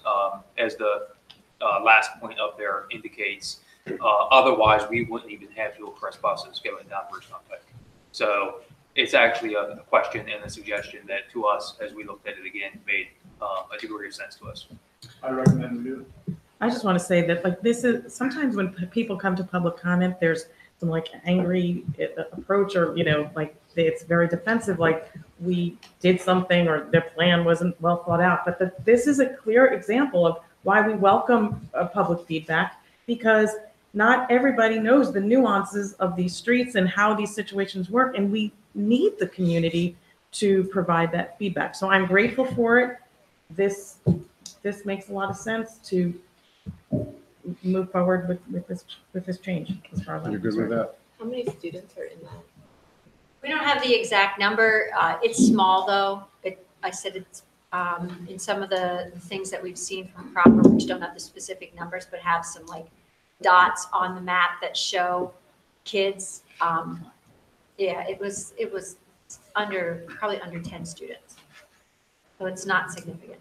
The only piece that, before expressing an opinion, the only counsel I'd ask, and you probably looked at this, was, does this exacerbate any situation where maybe we had 30 kids moving between those schools, now only 20 would move? That would reduce the number moving to some number that becomes a. No, it actually is going to increase. Oh, okay, but you know what I'm trying to Yes, say. I do, I know that in I this just case, don't want to it's actually- exacerbate something where, you know, we're trying to get away from that thing. For me, this is one, you know, this is an as-built for me. This is something which is, you know, a site variation that I would leave to the administration's call. A lot of these tiny ones I call micros are really, they're as-built. They're what you guys judge to be in the best interest of doing it that way. Agreed. Did you have an opinion yet? I'm fine with this. It's no problem whatsoever. I mean, I think this one came from the community. I don't know who asked it. I was blind to who asked the questions, but I asked the question. yeah, well, that's fine. I mean, but yeah, this one's. I think this was on my list too. It was on your It's list. an as-built, yeah, It's it's. I think I Mr. left it Hidalgo? there. I just wanted to ask, so from Hillcrest to Holland Elementary School, right? So it's at 84% right now. We're just going to add a little bit to that, right? Yes. I'm sorry, I apologize. Yes, that's correct. Holland Elementary School is at 84% currently, and Hillcrest is at 82.5, almost. So it's Yes. going to increase those numbers a little bit, but you don't know the number exact students. And like the grade I'm levels okay for with popular this. section. But I don't know the grade levels. but- Should we find that? I mean, it's not going to increase it substantially. Anything we can do to help, I'm for it. So I think the will of the board is to move forward with this. But just to clarify, I think, looking at the numbers here, they were going from Hillcrest, who would be going to Holland, as it was drawn, were 73. So now that number may be 63. That was the nature of my question, that number is. It'll be higher, It'll actually, be It'll be higher. higher. because we're adding those students to Holland, so instead of 73, it might be 80. Okay, It's going to go up because Bridgetown Pike is going. to you're right, go up. right. Sorry. It's my neighborhood, I'm still thinking about. Cool. All right, so I think Driving the streets board, for months. and board members, please correct me if I'm wrong. The board is saying pursue this, make it happen. I assume if there's a gotcha somewhere, we will hear about it, but that this is, okay. All right, number 5. Question 5 was, can we move the students recommended to go from Richboro Elementary School to Maureen Welsh to Wrightstown Elementary School? So the background on this is this group of students, and we're talking about 16 students. I want to make sure you understand where on the map this is, so because it's had a lot of references by name. You hear it referenced as Tanners, you hear it by street names of Clover and Barley and Harvest, et cetera. Barry, I'm sorry, just a quick clarification. It was 18. Yeah, it's students. 16 in the updated It's now- analysis. It's now correct. 21. I'm sorry, 21, yes, my bad. Just so you all Yeah, thank you. can reference back to the precise. Yeah, it went up in It was the new 18. analysis. It was Yes. 18 and it went up to 21. So this group of students was originally and currently is in Richboro Elementary School and was part of the shift of Richboro Elementary School to Wrightstown Elementary School. When the committee did its final work and looked at the necessary classrooms to accommodate that population, we saw that we didn't have the classroom capacity to handle that population and started to look at what shifts we needed to make. We made several of them, and you'll see a couple more a little bit later. So this particular group, we couldn't put back into Richboro Elementary School because it made an island. So it shifted into Maureen Welsh. With the updated options analysis now, some of those numbers have shifted. And this group of students, we would have the ability to put them back rather than send that small group to Welsh. It would take us up to the required 16 classrooms, so it would take us up to capacity. So as the board had said, you know, low, medium, or high. It's probably medium because anytime you are utilizing all the classrooms in any one building, you have a little trepidation because you don't know what's in front of us in terms of enrollments. But based on the new option analysis, we would have the classroom capacity to manage those students if the board should choose to move them back to Wrightstown. So I want to ask a question, sorry. Yeah, I would just, and Dr. Thurber, I would pose this to you. Given the next slide, we might want to couple those two together from a Okay. presentation standpoint and then open up for All right, discussion. yeah, let's hold our, let's do them together. Makes sense. I Okay, mean, so we'll that's do the kind next one That's what I too. was going to say. Okay. Perfect. So the next one is, can we move the students along Worthington Mill Road back to Wrightstown Elementary School? So this is a very similar conversation. This was a group of students who were in Wrightstown and were going to remain in Wrightstown. But as we addressed the classroom needs, we had to find populations to take out of Wrightstown so that we could fit the students in the available classrooms. In this particular situation, it's necessary, or it's important to remember that this was not the small group of 11 students in the new analysis being shifted. They were joining some additional students to total 65 now that were going to move to Newtown Elementary School.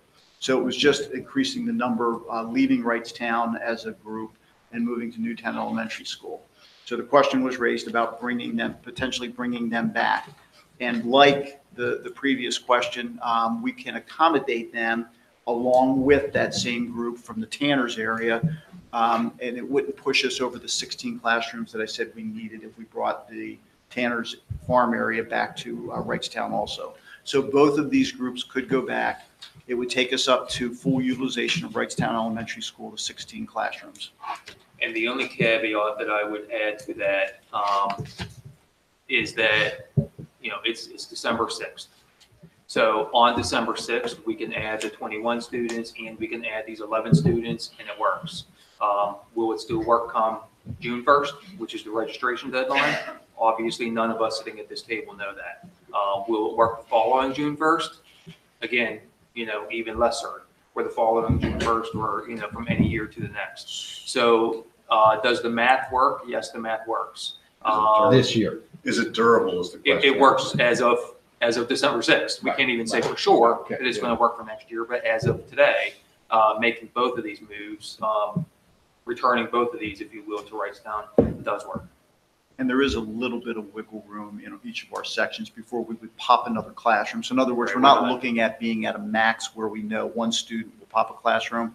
We have a couple of students in most of the sections that we could grow before we would have to utilize classroom number 17. So you looked at both of these by grade level? Correct. And putting both these groups back into Wrightstown would be more consistent with the recommendation that we looked at before the last one. This was the original recommendation. Well, it wasn't part of the recommendation, so let me be clear. It was the original plan of the committee for these to be at Wrightstown. But when we looked at the classroom utilization, we saw that we couldn't fit all of them and So we it's needed just getting small too tight. pockets. And these were two areas that were taken out, correct? So now with the addition of 32 students, it is not, originally you said these neighborhoods in Wrightstown did not fit, and now with the updated analysis, they do. That's correct. Yes. When, I just had a quick question. So for the group that's Richboro was Welch, and now we're trying to figure out what to do with them. So Richboro is, I think, pretty underutilized at 68%. Does it make sense to put them back at Richboro? Just so that, you know, the buildings are more, I mean, it's just It creates an It's an island. island. So that little section becomes, because they're in, Can we just so build a in strip between. with they're actually further north too than some of the other sections of Richboro that are going That's what we're north. doing. I Yes. mean, Yes, That's- that's I correct. mean, that is a much more logical place to send. And then when you look at that particular area on the map, while it covers, you know, a large area, and it's like part of Tanner's Farm is within that boundary area, if you will, the majority of the students live at the, I guess would be the northern part of that area. It's like Clover. Clover, Harvest, and Yes. There's a little Farley. suite of three streets. Yes. Yes, that- so the majority of students are there. There are a few other students on Couple some of the other driveways. streets and driveways, but for the most part, they're all in that one particular area. From my perspective. that it fits, and I'm absolutely sensitive to the notion of, will it fit? Is it durable? And I think that's just going to be one of those things, and I don't know if I've spoken about this privately with how many people, but, we have, just so we're clear, and this goes back to 1998, 1999, we don't have class size maximums in the school district. So we don't have class size maximums is because that would be by policy. We have class size guidelines. And as so often happens when you make policies, you often have, or decisions around policies, you have two competing goods. You have the competing good of children who are going to this school and the competing good of children who are going in smaller class size. And sometimes those compete. They're both good, but sometimes you have to make decisions about which one serves a larger purpose. So to Robert's observation about, and my word is durable, is it durable? Or next year, would we pop a section? It's entirely possible that if we do this, serving what we perceive to be a large good and an appropriate good, that then we're going to have to retard the addition of another section next year and allow the administration, the domain, to exceed the class size guidelines by 1 or 2. It's just which we've seen. I Which mean, we I had remember to. looking at, when we started this process, we had a section of 33 at Wrightstown. I forget which grade it was for. And then that's because they wanted it. So I just, and I think the board, most of the board, and new board members have an appreciation for it as well, but I think that's just, if we could paint a picture here that makes these guidelines so, make them policies, and the administration wouldn't have latitude to do anything, and we'd be in a bucket the next year. So I'm fine with this, but I think comes with it, and I won't be here for it, which is I think the board is going to have to acknowledge if it presents some latitude for the administration to make decisions around class size if they need to. Obviously, it's not wholesale. They're not going to 35 in a classroom, but that just won't work. It'll have to be, but there's going to have to be some latitude. And I know this pains you because I know, Mary Ann, that this when we sat across the table from one another, this was a topic we would discuss. But again, I think you can appreciate it's that competing goods. Understood.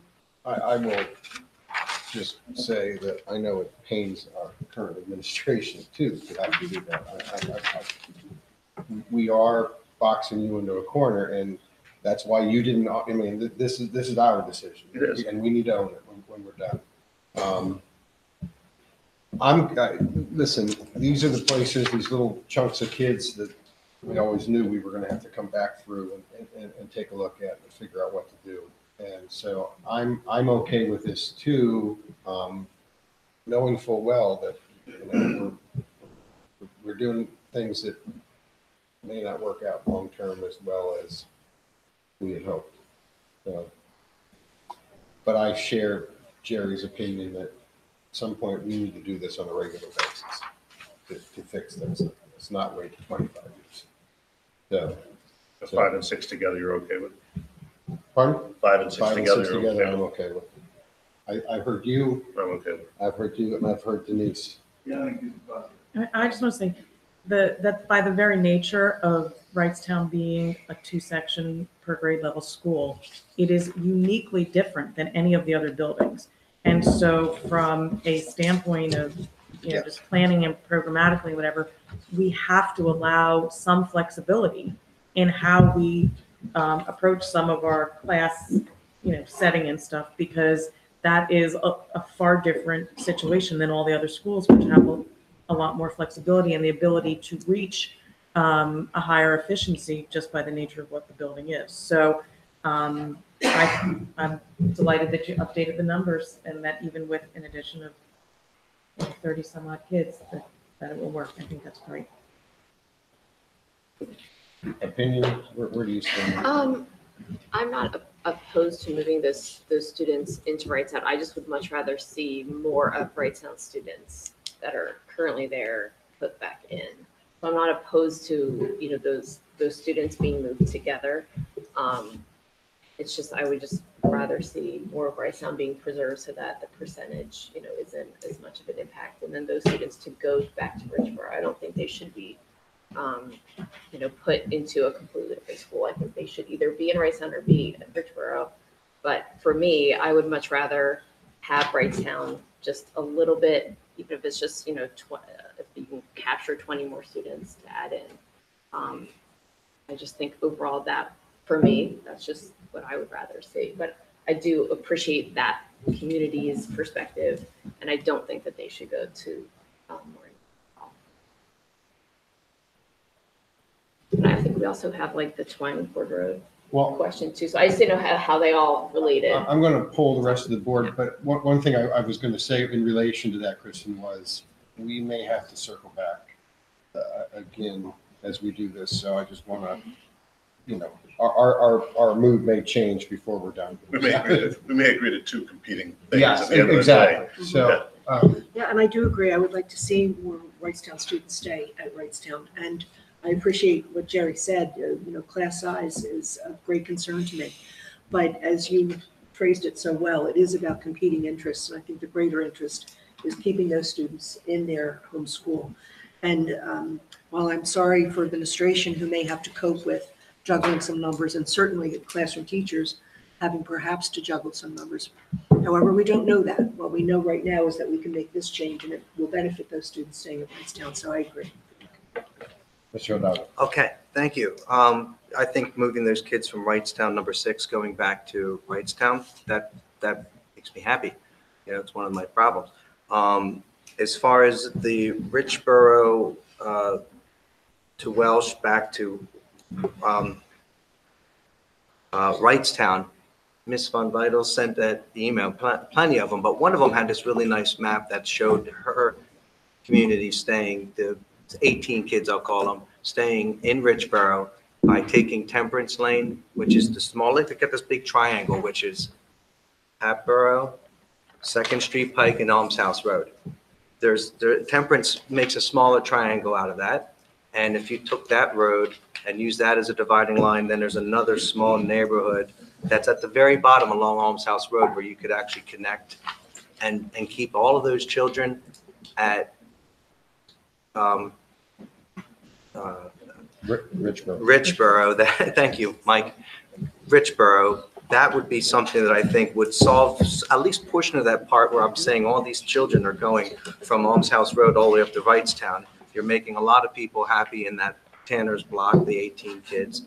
They can all stay where they're going. If it's not going to help, it's going to leave more classroom space at Wrightstown to allow some more of these micro moves to the north stay where they're at. So at least I'm kind of a proponent of not just of number 6 being able to go back, but looking at number 5 in a different sense than just sending them to Wrightstown, which I appreciate the administration's willingness to do something like that. I thought maybe take a look at the numbers, because from what the woman who created that proposal said, it was kind of an equal swap if you look at that neighborhood. But you would know. Right, I It's an know equal that. swap, and it's not in people, not in grades and sections. Perhaps. Sure, That's perhaps, that's right. the issue. Well, the thing is what I'm asking about, what I'm talking about is relieving more pressure that we're going to create by sending the Tanners to Wrightstown. I actually benefit all around to look into it, to look at the Temperance. So the piece that you have to also consider is if we're keeping more Richboro students in the south, then the balance between our middle schools and our high schools is going to shift. So that getting to that closer balance between our middle schools will be impacted by trying to keep more students from Richboro in the south. So you could send those children to Joe, I'm sorry, excuse me. I'm confused. We were trying to come to a conclusion once it's around 5 and 6. Are you introducing a different topic now? No, then I'm saying then keep the children at 6. Then no, saying, then keep the number 5, those children going to Wrightstown, and then perhaps still introduce, well, no, if you want to relieve, you're worried about Wrightstown maybe possibly 2 or 3 years down the road, because we're going to increase the maximization, then to pull the kids off of Alms House Road back to Richboro, then that gives you the wiggle room you wanted in the first place. That was kind of my thing. No, Okay. I wish you would have presented that to them so they could research it for now.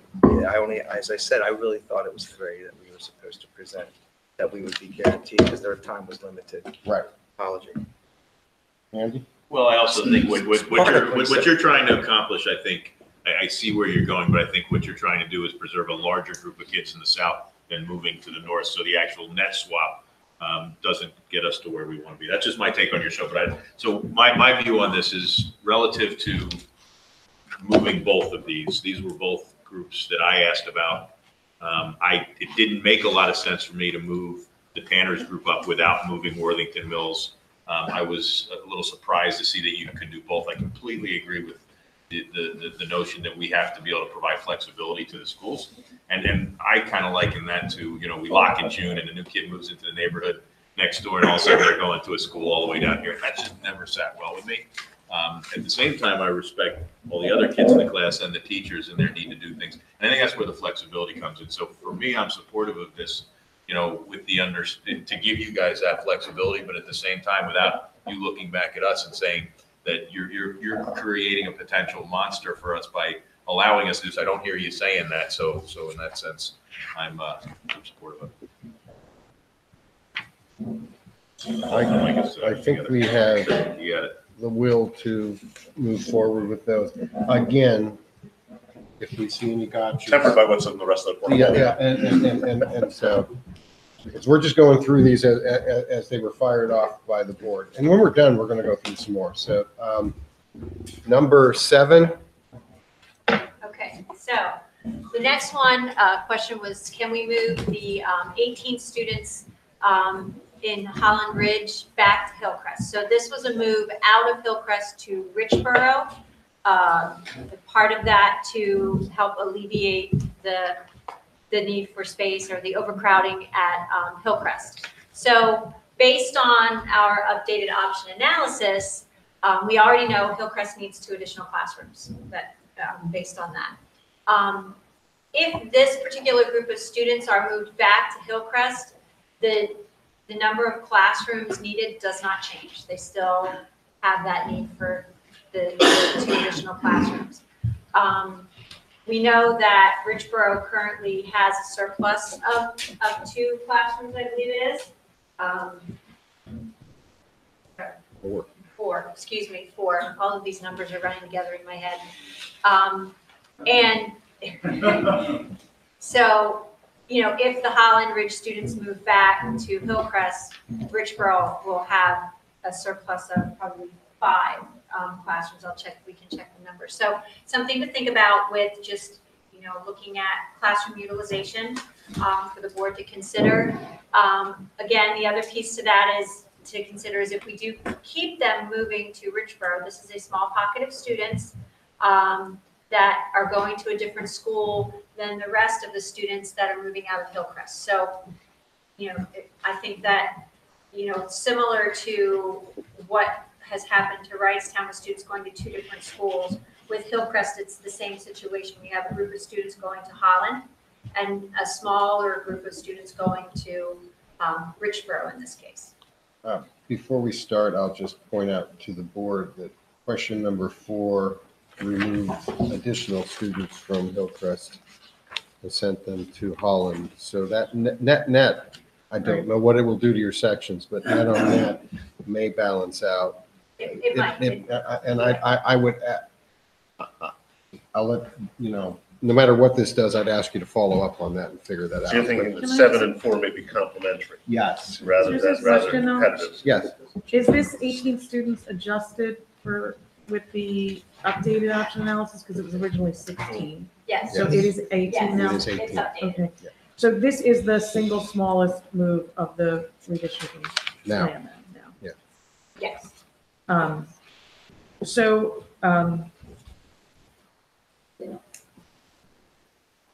Could there be a grandfathering option that students can choose in this particular section? Because it very well could be that, I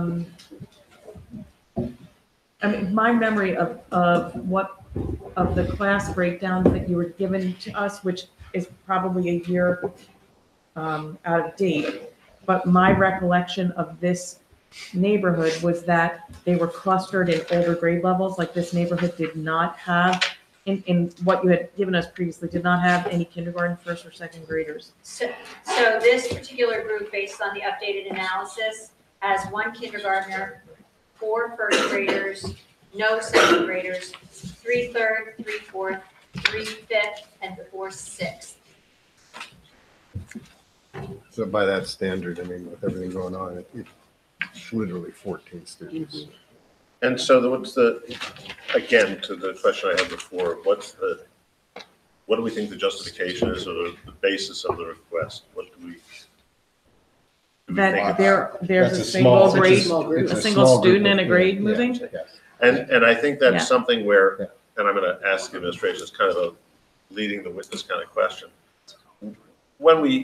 If we have a small move like that, where there are 4 kids in a grade who are moving, I believe I've heard the intentions of the administration would be to try and keep those 4 kids closer together in maybe the same section, so at least they start in a class of 25. There are at least 4 of them together. They know each other, not one each in sections of 4. So I just, I just want to, we're not animals. We Right, understand that aspect of it.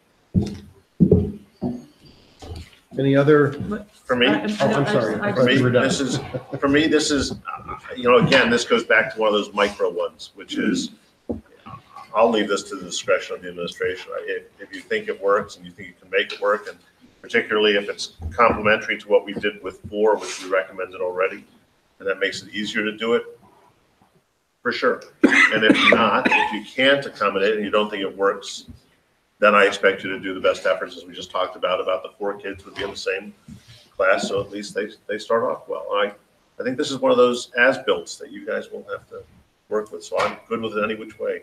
Whether you do it self-directed or whether we direct it to, I'm okay with it either way.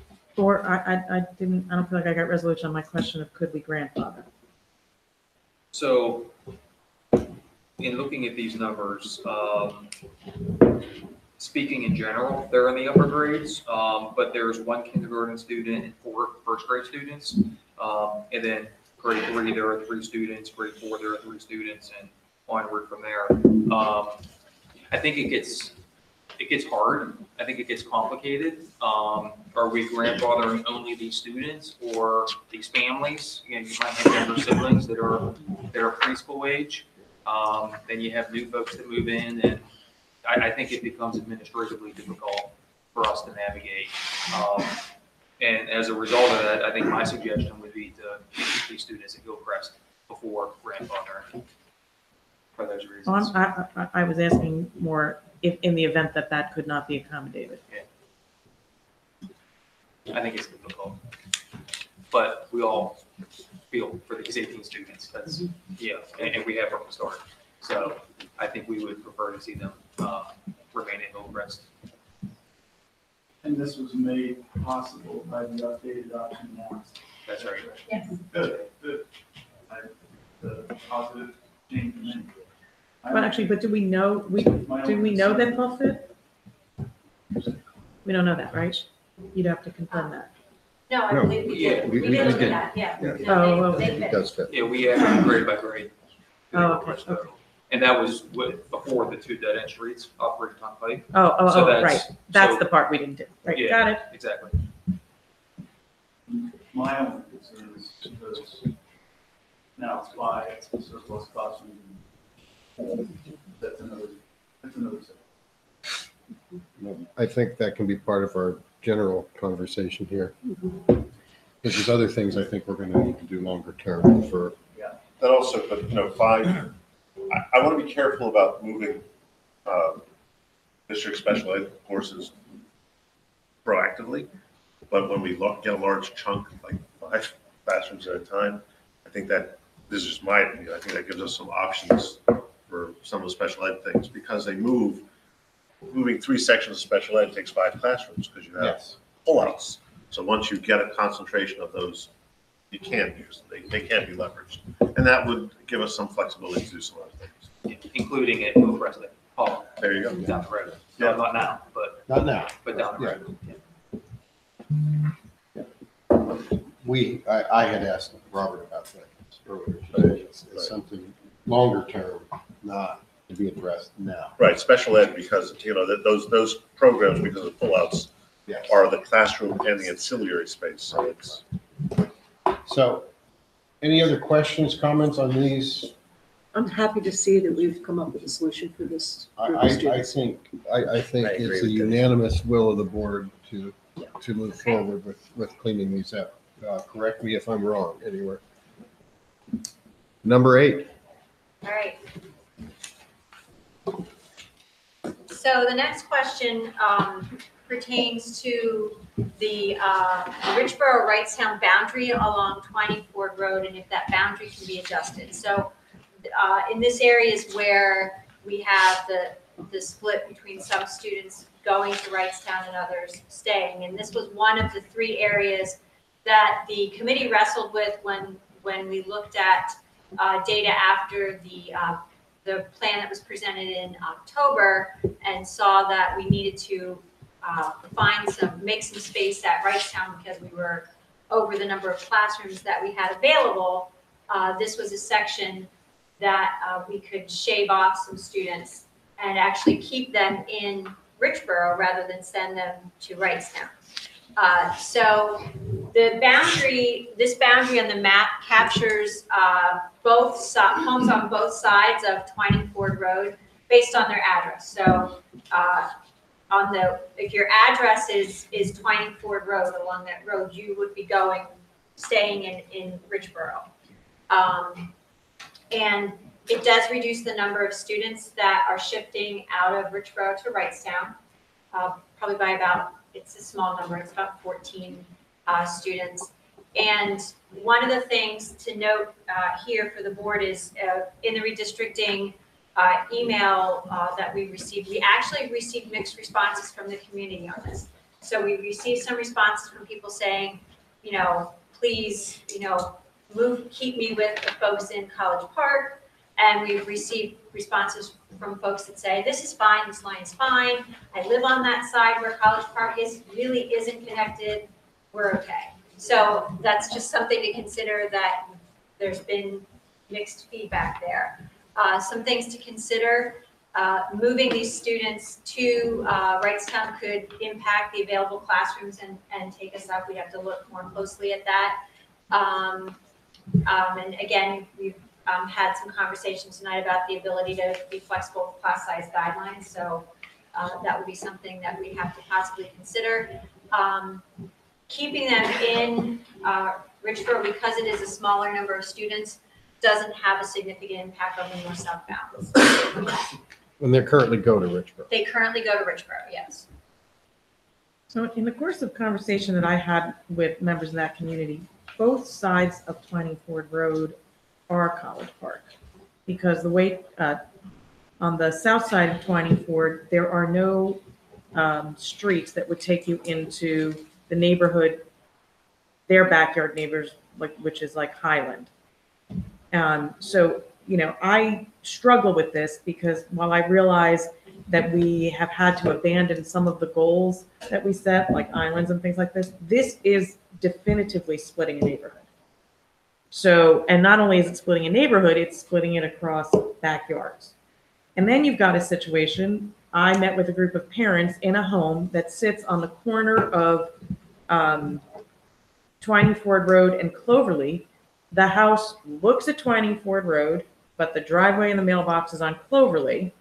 And so it would be like you would go down the street and you say, I'm driving on Twining Ford Road. That goes to this school. Oh, that one goes to a different one. It's not even consistent on the street because of the oddities of these corner homes being really Twining Ford residents, but having addresses that are not. So what accommodation can we do?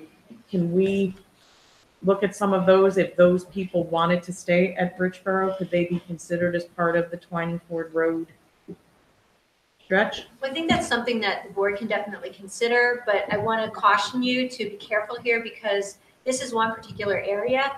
There are potentially other areas in the district where the example you're giving, where my house looks at this road, but my driveway is on this street, so technically my address is this. that maybe now I'm going to another school than where I was going. And so potentially we've got this same kind of scenario happening in some other places. So that's one thing just to think about. The difference in this scenario is that these changes shift secondary sending patterns where that is not happening anywhere else. So while it may be the case of where a street looks, I think that the unique difference of impacting 3 levels of schools, elementary, middle, and high school, does require a little bit more flexibility.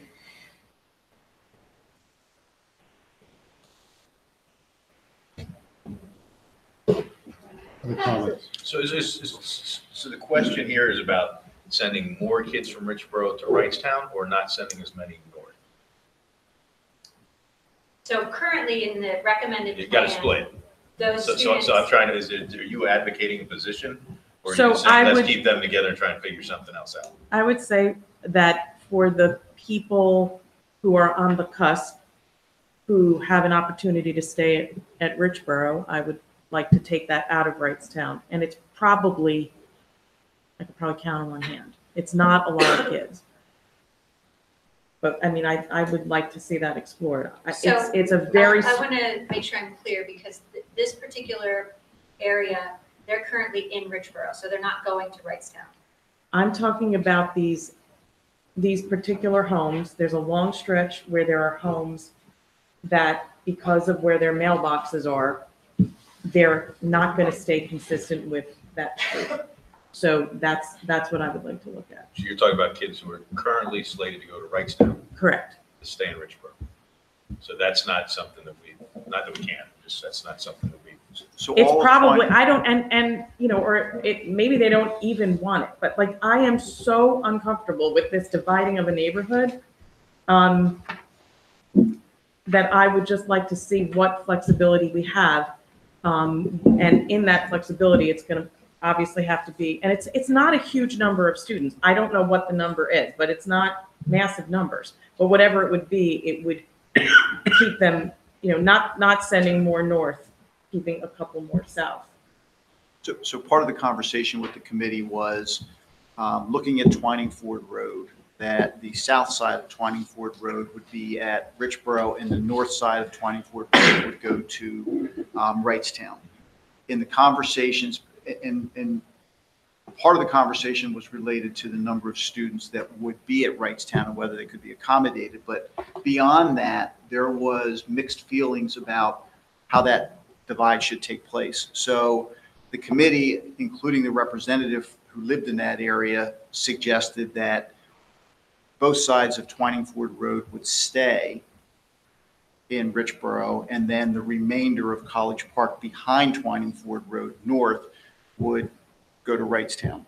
So all of Twining Ford Road, both sides, if you have a driveway and an address on Twining Ford, is at Richboro Elementary School. Everything to the north of Twining Ford Road, so you'd have to make a turn onto a street and go there. That then goes to Wrightstown. I think what we did here in the conversation was there would be people whose backyards back up to each other, where one would go to Richboro and the other would go to Wrightstown. So you guys looked at kind of buses, where the bus route would be as a dividing line versus, which makes some sense. But I mean, the border is dividing a neighborhood. So I just want to make sure I'm clear on what you're asking because I'm not sure that I am. So what you're suggesting about a choice or those that are on the cusp is actually going into the portion that is currently slated to go to Wrightstown and having some of those go back to Richboro. Specific to those on the corner, is that what you're? Right. So, you know, and the thing is, I know there are some families that are very distressed over this and would want that, but in the totality, did I talk to all of them? No. So it may be, we're talking about like 3 kids who want to just stay on the south track instead of moving north, and maybe the rest wouldn't. I don't know what it is, but the reality is that we're dividing a neighborhood, and it's a weird oddity to say both sides of Twining Ford Road are going to Richboro, when in fact, some of those houses that if you drove and you didn't think twice about it, you would say these are all Twining Ford homes, but they have a Drexel address, they have a Cloverly address, they have something else, and they still look like they're Twining Ford homes. So it's, like I said, it's probably, we could count them on maybe even one hand. I think, two at most. But I think that there's no other place on this map, I believe, where we're dividing a neighborhood. So you're asking if this can be done, and clearly it can. Right. Because we got plenty of room in Richboro. So this comes down to opinions of the board, For me, as you described it, I think. there's a city in Indianapolis where one side of the street is one time zone and the other one is the other. Because you pay different taxes, because it's actually either a different state. I mean, I think it's a different state. One side, city's on the border, and that's where we get to here. I could go either way on it. I guess my only concern becomes when we as a board start crafting around what in essence becomes spot zoning, individual planning on individual lots. I think there may be some exposure there from the perspective of, honestly, someone could make an argument, well, that school, my house price went down, my house price went up, because I'm actually zoning by, well, I'm carving it around this one school, one building. And I think the board opens itself up to some aspects of being accused of favoritism. I don't know who lives there. Maybe I do. Grandfathering, Grandfathering in what regard? so that they are grandfathered at Richboro and not have to move. The And if they existing- sell their the house and existing somebody children. else The buys existing- it, they're going to The Wrightstown. existing children for that. Correct. Why don't we hear what others, Chuck, hear what everybody else Well, that's has what before I'm- we start debating, so, yeah. That's why I'm trying No, to, it's discussion. That's why I'm not debating it. I'm struggling with some different thoughts and. I hear you. I mean, I'm just struggling with dividing a I hear you. neighborhood. I hear So- you. So, okay, I mean, if you want to do it grandfathering, but it doesn't live, when we talk about real estate, and we talk about zoning and things, and it goes with the property, but that's not. It's really going with the children who are on the property at this point in time. That's where you're grandfathering. I can probably see my way to understanding where that comes from. And the buses are going to pick up for Richboro on that road anyway, right? So Actually, do we have any concern about that, about the bus? I'm sorry for interrupting. For me, it's a bus question. I mean, I like either dividing lines or if the bus is just picking up everybody on the road. I mean, because you see that a little bit out in my neck of the woods. And, they back up to each other, but, you go to school where the bus routes are, so. And I would just say, I think that there's going to be a lot of grandfathering discussions even after this plan goes through. Grandfathering doesn't stop there. If people come to the board asking to be grandfathered, we can or cannot consider that, right? At any time? Not necessarily for individuals, no. Okay. The more we grandfather, the more choice you have, the more complex it gets, the more fragmented it gets. The more consistent it gets, you can't. And that grandfather thing, that opens us up to I have another question. Well, let's let everybody else. Any other comments so far? Just had a question. Go ahead. So Sue, what you were speaking about versus what Mrs. Burns was speaking about? What is the difference just like the corner houses? Is that, I just want to make sure I understand what were the difference. Okay. It's a couple of corner houses. Okay. Anything from? No, I mean, the reality is we're talking about a small group of kids. They're coming out of Wrightstown into Richboro. Which from a space and flex, that kind of feels like it. So for me, it's around what's that transportation look? Is that efficient for that way? And the piece I struggle with, you got some people want to go one way, some want to go to other. I think we have to make that decision. And, to me, it comes back to the transportation piece. What's the most efficient way to do it? Some are going to like it, some aren't. And then that's unfortunate that anybody has to not like it. And Just to put it to rest, it's not a transportation issue. You're going to have buses that need to go up Twining Ford for both sides. So it won't be an issue with busing. And I heard a couple of houses, I don't know how many houses. Is there a circled group that we would, like if you came to us next week with a map to vote on, do you guys have a sense based on what Denise is saying of what the street is, or is this just kind of a vague concept to go do some work? So that'll help us to understand and we can look into it. My sense of what you're asking, so correct us if I'm misspeaking, that if you drive down Twining Ford Road, and let's use Drexel as an example, I could turn onto Drexel and there may be a house on the right or left or both that really appear to be Twining Ford Road. They face Twining Ford Road, but maybe their driveway comes in and their mailbox for their mailing address is Drexel. Anything beyond that, we would not be looking at. And we would go up each of the streets along Twining Ford Road and look at each of those. Is that correct? Right. That is what I'm asking. Right. And I just wanted to confirm, which is what everybody else is talking about, because that is a dead end street that ends at the park. It is the main artery into all of those streets you're going to go up into College Park that are going to go. And so we know that there is no concern about feeding two elementary schools, 2 middle schools, 2 high schools on that street. That's not there's no concern. Mr. Rose looked at the maps and is aware of all the transportation, has no concerns with making transportation work. Okay, glad to hear it was looked at. Ed, did you have anything? You were quiet, so I'm just Yeah, giving no, you a chance. I asked about the number of thousands. Okay. And that's something we'll get in the coming days. It sounds like it's feasible, and, you know, it'd be good to accommodate concern on the part of the community. I'm just not sure, I think that the thing that troubles me is the mixed responses from the community. But, you know, we can look at how many houses are affected and how we go forward on these. You'll let us know how many homes are affected and. I appreciate it being looked into. Yeah, when is the adjustment then made? Let me ask you a question. How we're gonna Just do it. because, you know, it seems to me this could go either way and it's not a big deal. I mean, it's a big deal for some people, but I mean, in terms of the impact on schools and busing, it's not a big deal. It sounds, if I hear the board saying everybody's kind of okay one way or the other, it's just a little trouble in which way do we go? My perspective would be, as you guys take the input from us tonight, that you prepare the final map, that you guys make that call based on, and then we're going to back you. Because really, I hear us saying we could go either way, understanding that the feedback from the community is mixed. That's the heart of my question. Yeah. So we're throwing it back on you. I'm leery to do that, guys, and here's why. Because No, I'm saying I'll back them either way, but I don't want it to be on their shoulders. The answer is, show us what you want to do.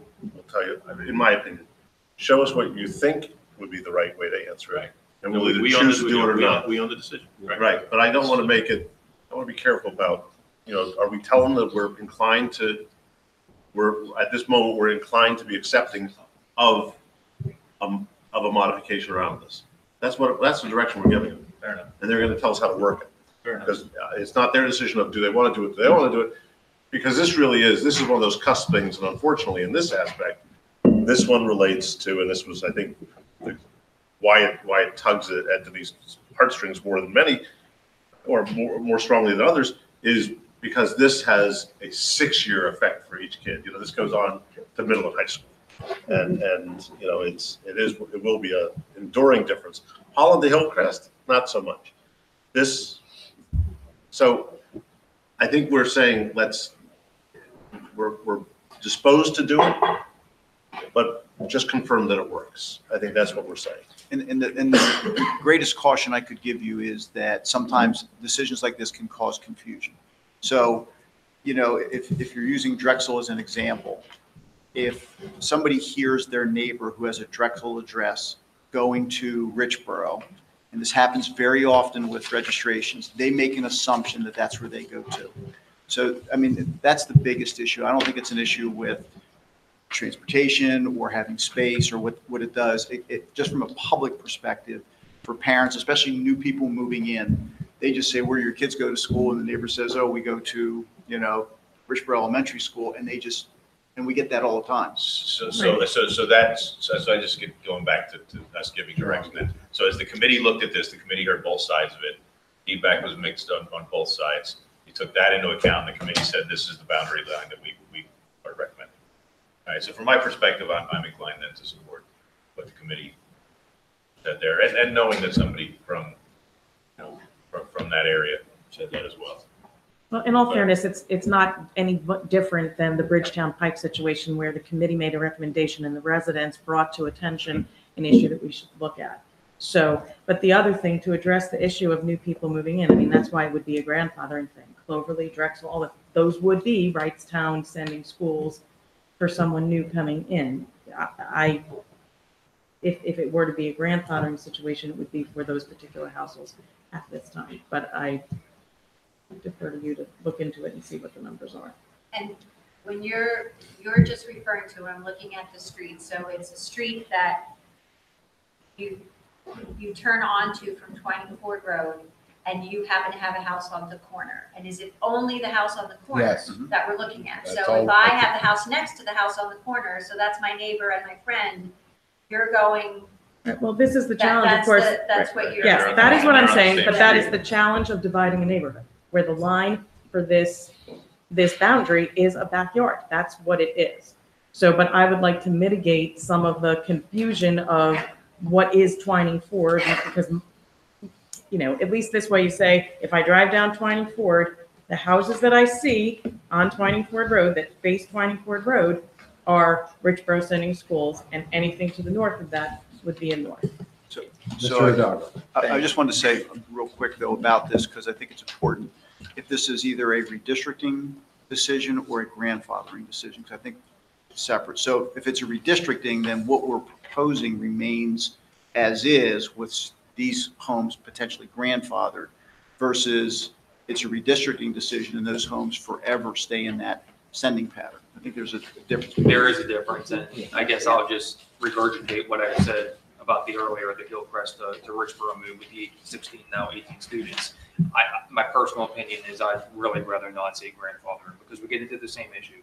Younger siblings, preschoolers, it becomes an issue for us. So, you know, Mrs. Brooks, I'll tell you, I'm completely comfortable with your recommendation. I'm completely comfortable with wherever the board falls on this, whether, you know, these students go to Wrightstown or whether these students stay at Richboro. But I would personally prefer not to see it be a grandfathering situation.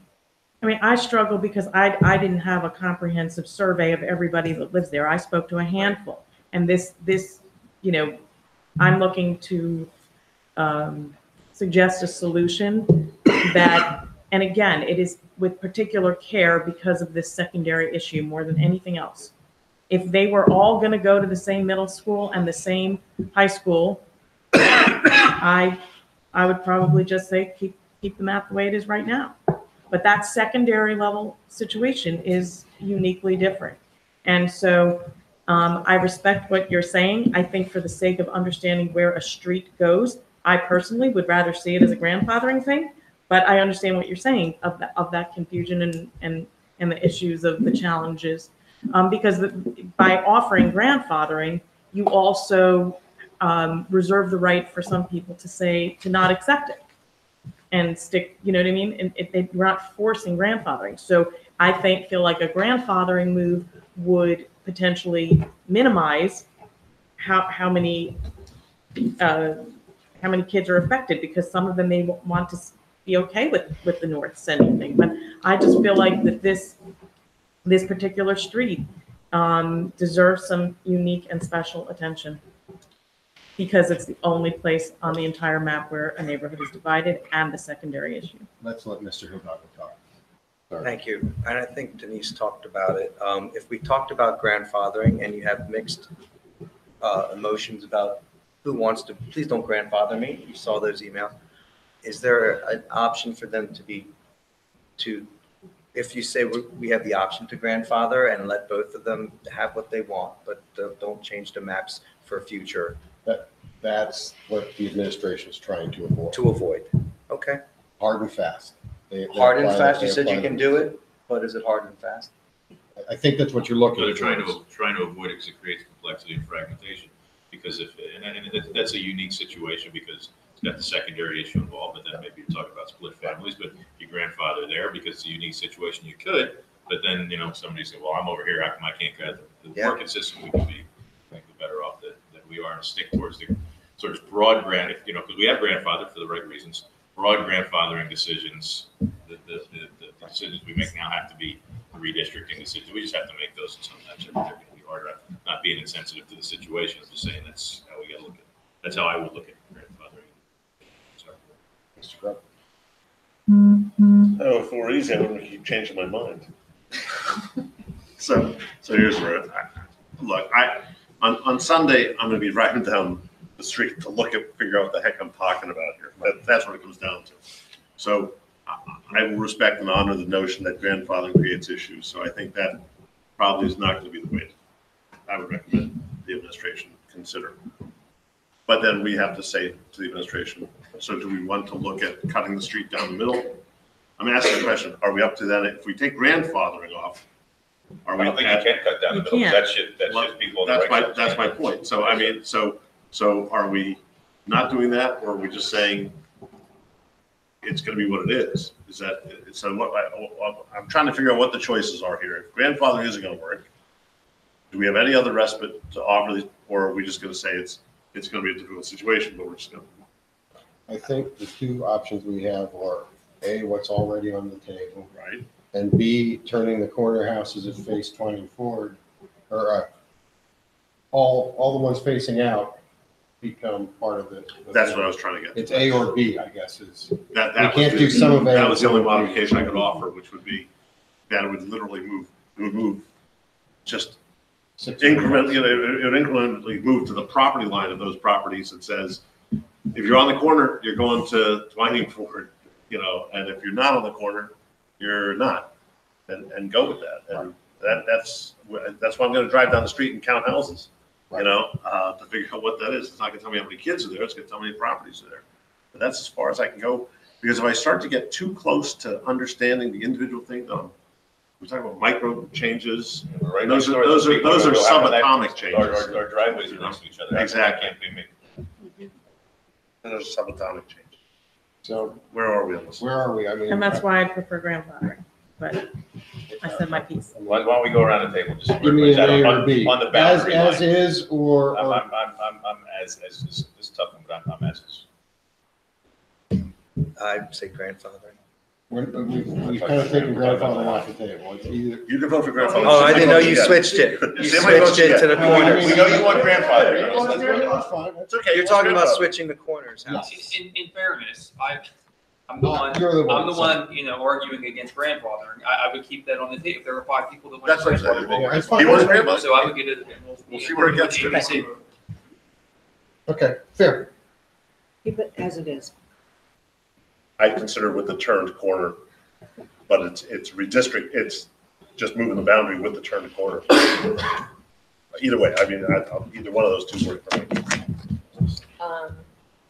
I was looking on Google Maps while I know that area, but I don't, and so it's similar to, I wouldn't mind even just riding around to understand it more. I am supportive of putting some of those people back in Richborough, if that is what they want. I know it has been mixed, because that school is now where it's 5 classrooms, and so I wouldn't mind evening that out, because right now, I feel like things are a little bit off. But I also want to hear what the administration. So are you saying you want a grandfather? Because you said some. It's either all or grandfather. Yeah, there's 2 separate things. You got the line, and then if you draw the line, do you want a grandfather? That's. Well, you can have the line as it is. I want the You can line, turn I the want the corner. line, no grandfather. You can have the line as is, you can turn the corner and draw the line, or you can grandfather, or some mix of the bunch. I'm willing for as is or turn the corner. And that's where I am. So I'm drawing lines no matter what I'm doing. This reminds me when we wrote the So what do you, original, I mean, you were capital studying planning that. guidelines. Where are you at? I just, I feel like I need to know more about that neighborhood before I can. All right, I'll draw the lines between the corners, but I'm another chair. Jesus, don't do that. What? Sorry. I didn't understand. what I Jerry think said that it would be a was, lot easier once we had some information, so you all understood the number of kids we're actually talking about. And then it might change how you view it. But, I agree with you. so, because it was divided in the committee, it was divided in the community, I think we should explore it further. And I would like to see grandfathering, but we can have more discussion once we know the specific numbers.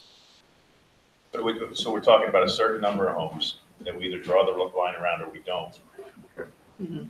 We're gonna draw a line, I guess, is there, Do we have enough grandfather- will of the board to grandfather? Yeah, that's where I was going, it's grandfather. I'm adamantly opposed to further.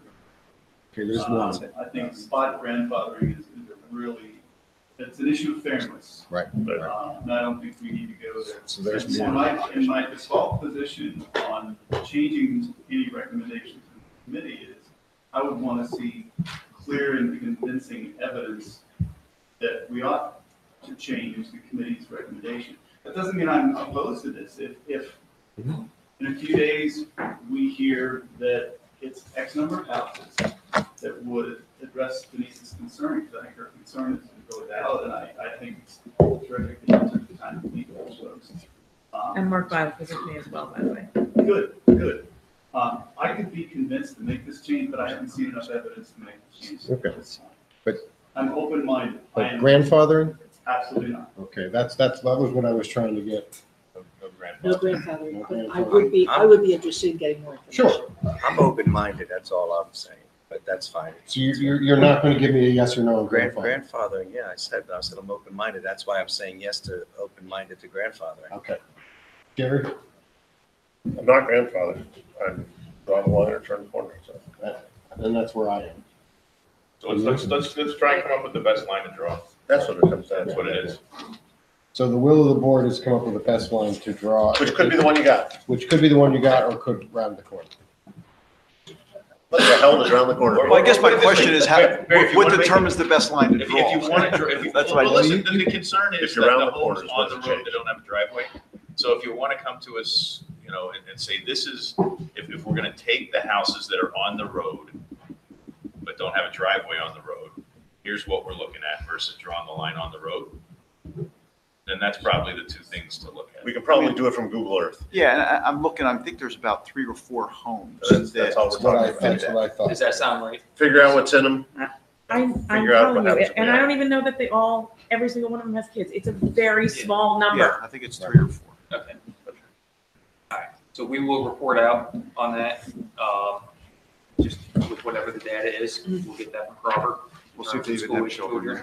Et cetera, and, Spend a lot of time, Yeah, spending a lot of time on yeah. something that should be a big. All right, we're on to number 9. Number 9, I believe Mr. Senko's going to take that question. So that question is, what is the alternative strategy to address safety concerns for students moving from Maureen Welsh to Churchville?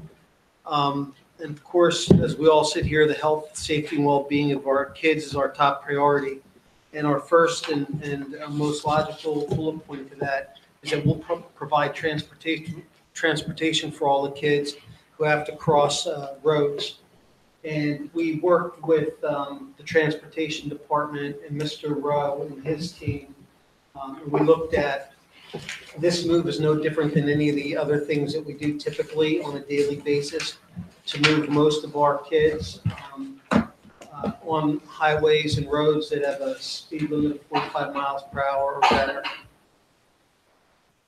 Okay. Comments from the board? Go Go ahead. For me, Andy, I think you're absolutely, I'm distracted by something, but I don't think it's a safety concern. I think that we provide transportation, and I don't see it as a safety concern.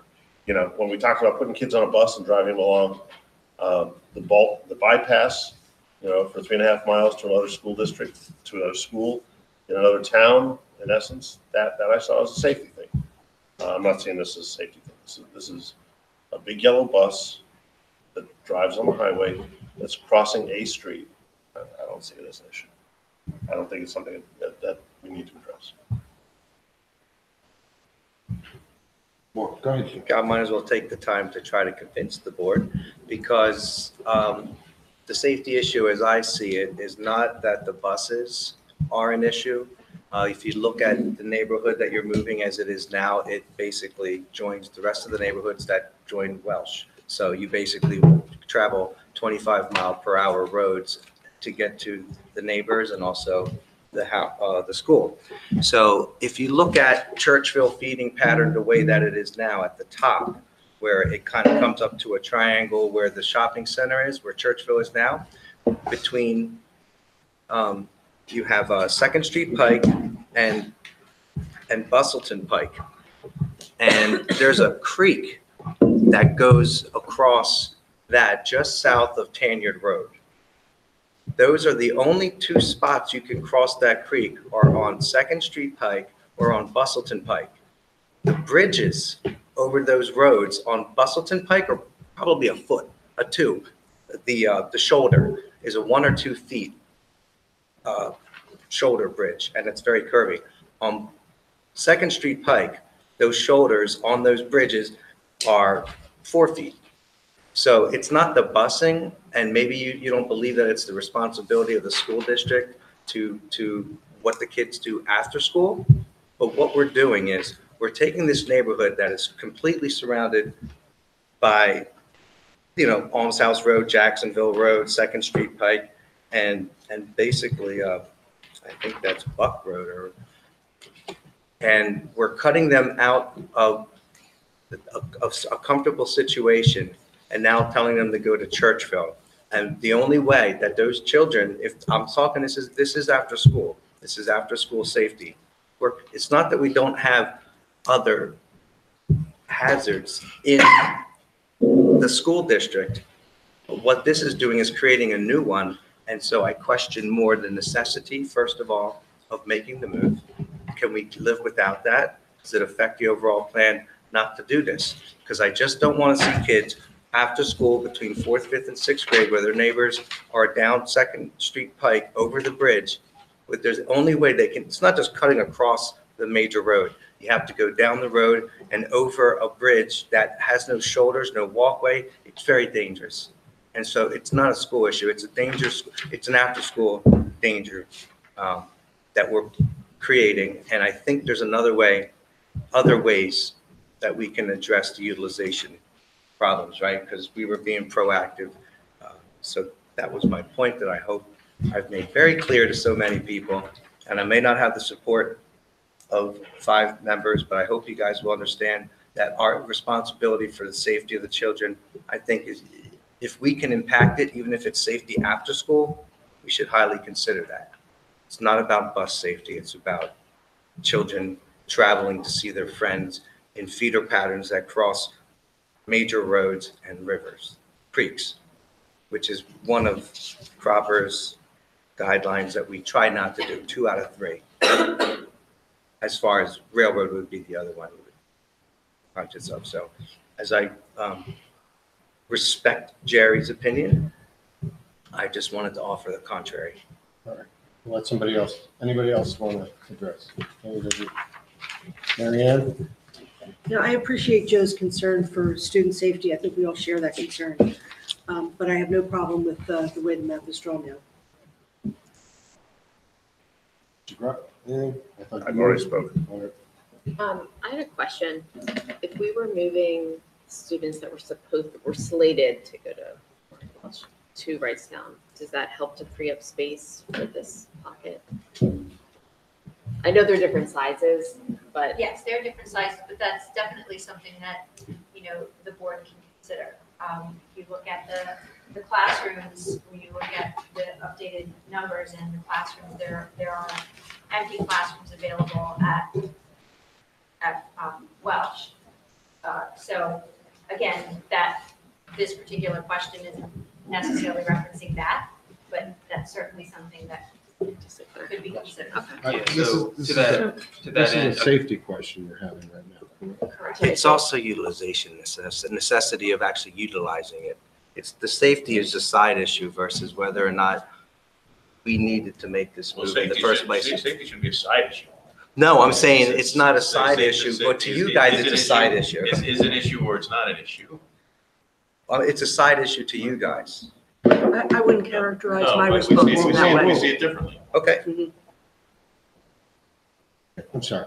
Yeah, I understand the question is about safety, but I'm sorry that I asked the No, question that didn't yeah. relate to safety. Well, it was just a clarifying. if you're sorry, I'll be sorry too, because I'm going to follow up. So, yeah, we agreed to make one move already that took 21 students out of Welsh, right? So we are talking, and I know this number has shifted with our 18, 19, we have what, 55 students in this Welsh to Churchville pocket, is that right? Yes. That was my question. All right, so that number's 55. We just took 21 out. The other thing that changed is that with the Welsh students staying at Welsh, when the committee was doing their work, all 26 classrooms were needed. Now, if those 55 students were to be returned, and that was still with the 21 in, it would be 25 of 26 classrooms that would be needed. So just so the board understands that, the conditions are a little bit different from when the committee considered this. So Well, what would be the impact at Churchville? we calculated that as well. Churchville would have 6 extra classrooms if you put those students out of Churchville and put them back in Welsh. And your capacity at Churchville would be 63.1%, and your capacity at Welsh would be 80.8%. Yeah, I think for me, I can appreciate what Joe's looking to do. But to me, going back to the original argument for me was it's about creating as equal a capacity, understanding it's not a perfect science because, you know, one kid can make as big a difference as 20 kids if it's popping a section, but it's about, as best you can, creating as equal capacity across all buildings than trying to engineer a group of students into a building because you can.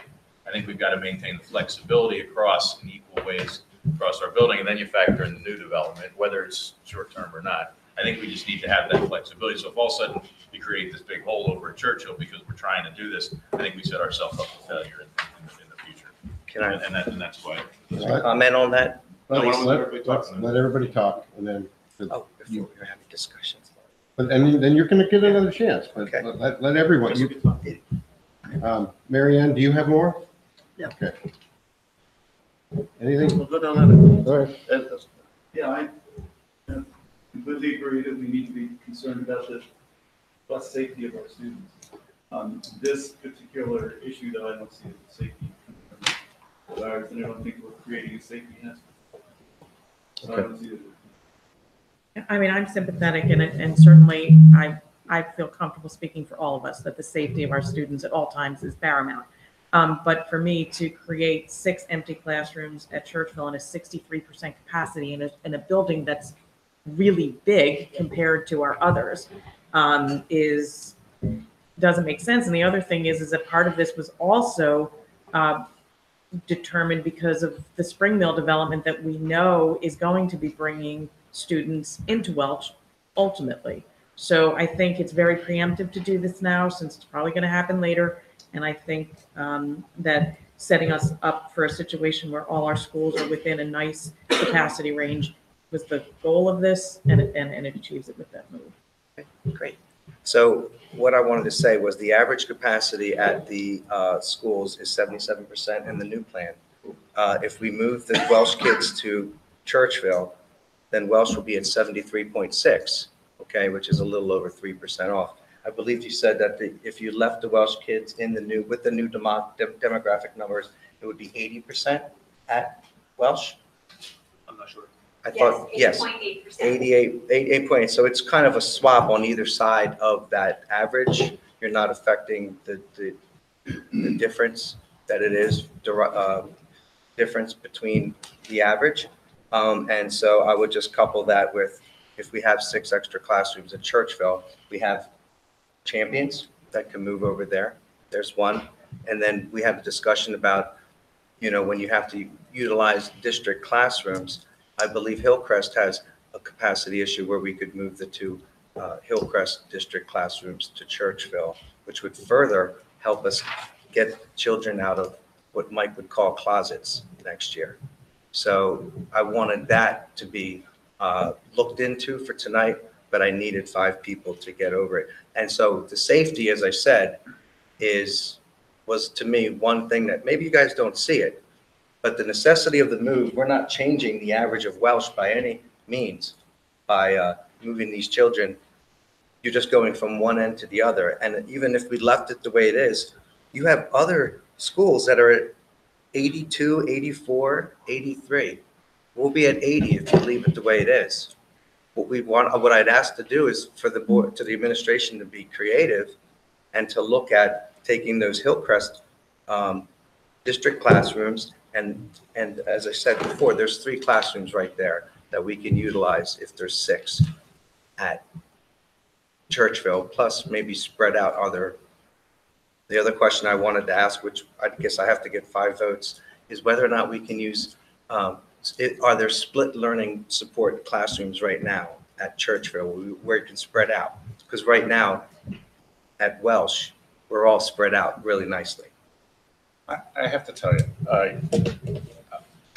having 6 extra classrooms at Churchville, I would sooner have extra classrooms more central to the district.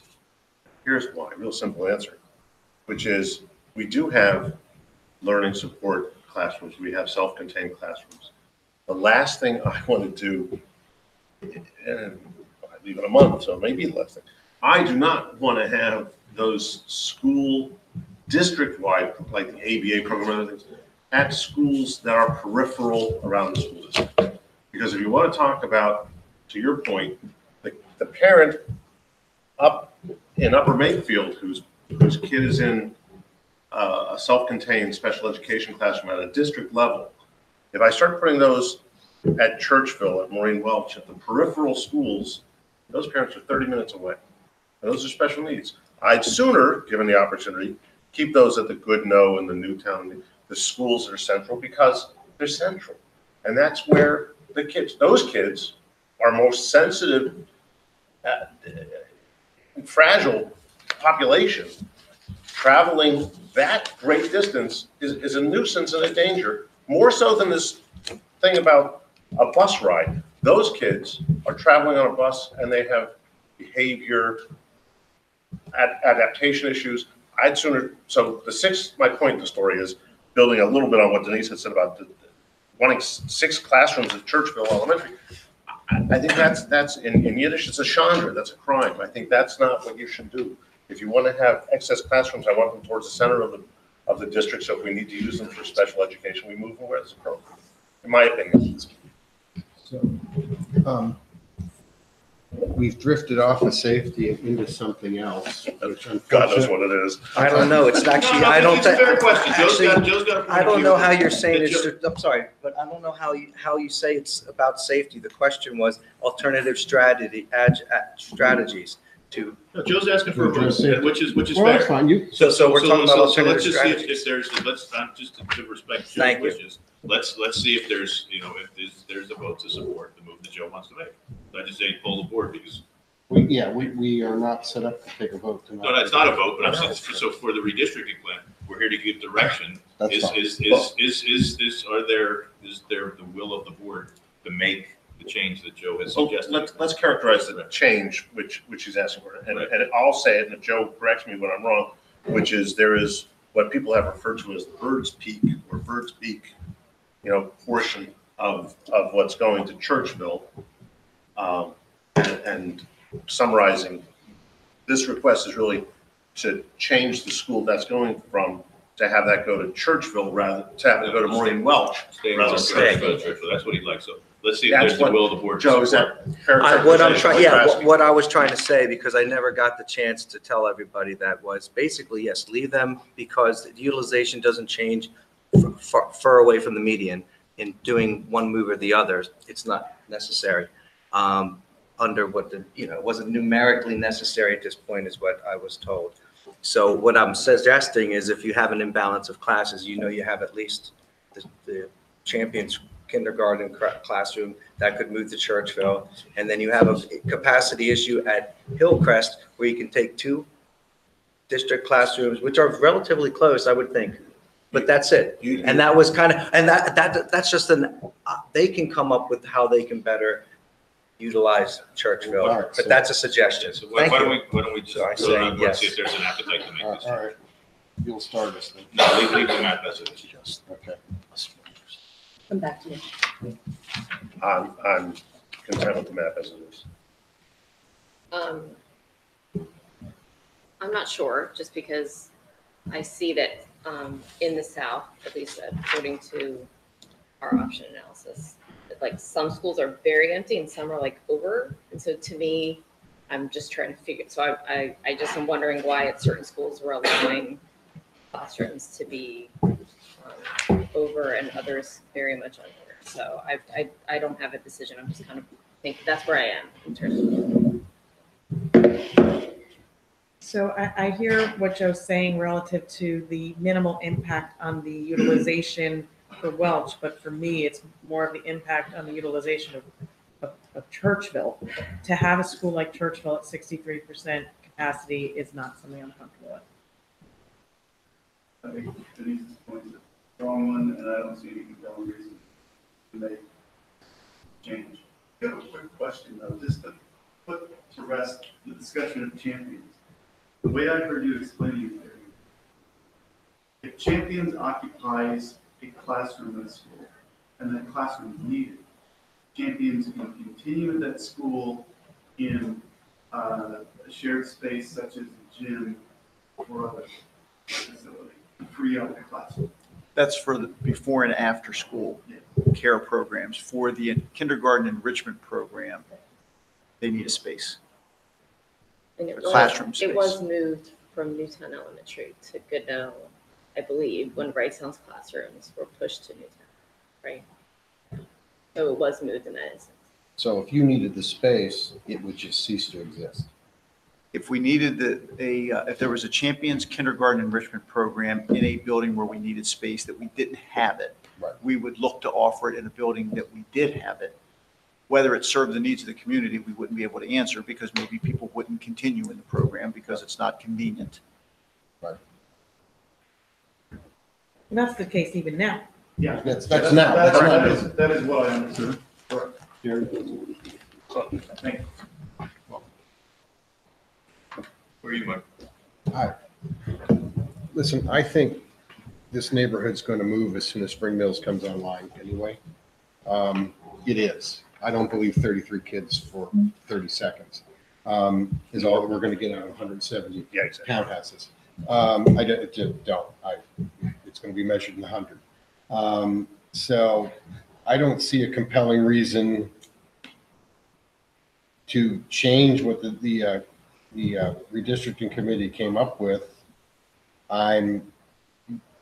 Listen, Joe, I hear what you're saying. But we seem to be optimizing utilization at Maureen Welsh so that they can hear echoes in Churchville. I mean, I'm going back to Denise. I mean, we're really, how many extra classrooms will we have at Maureen Welsh if we switched it back?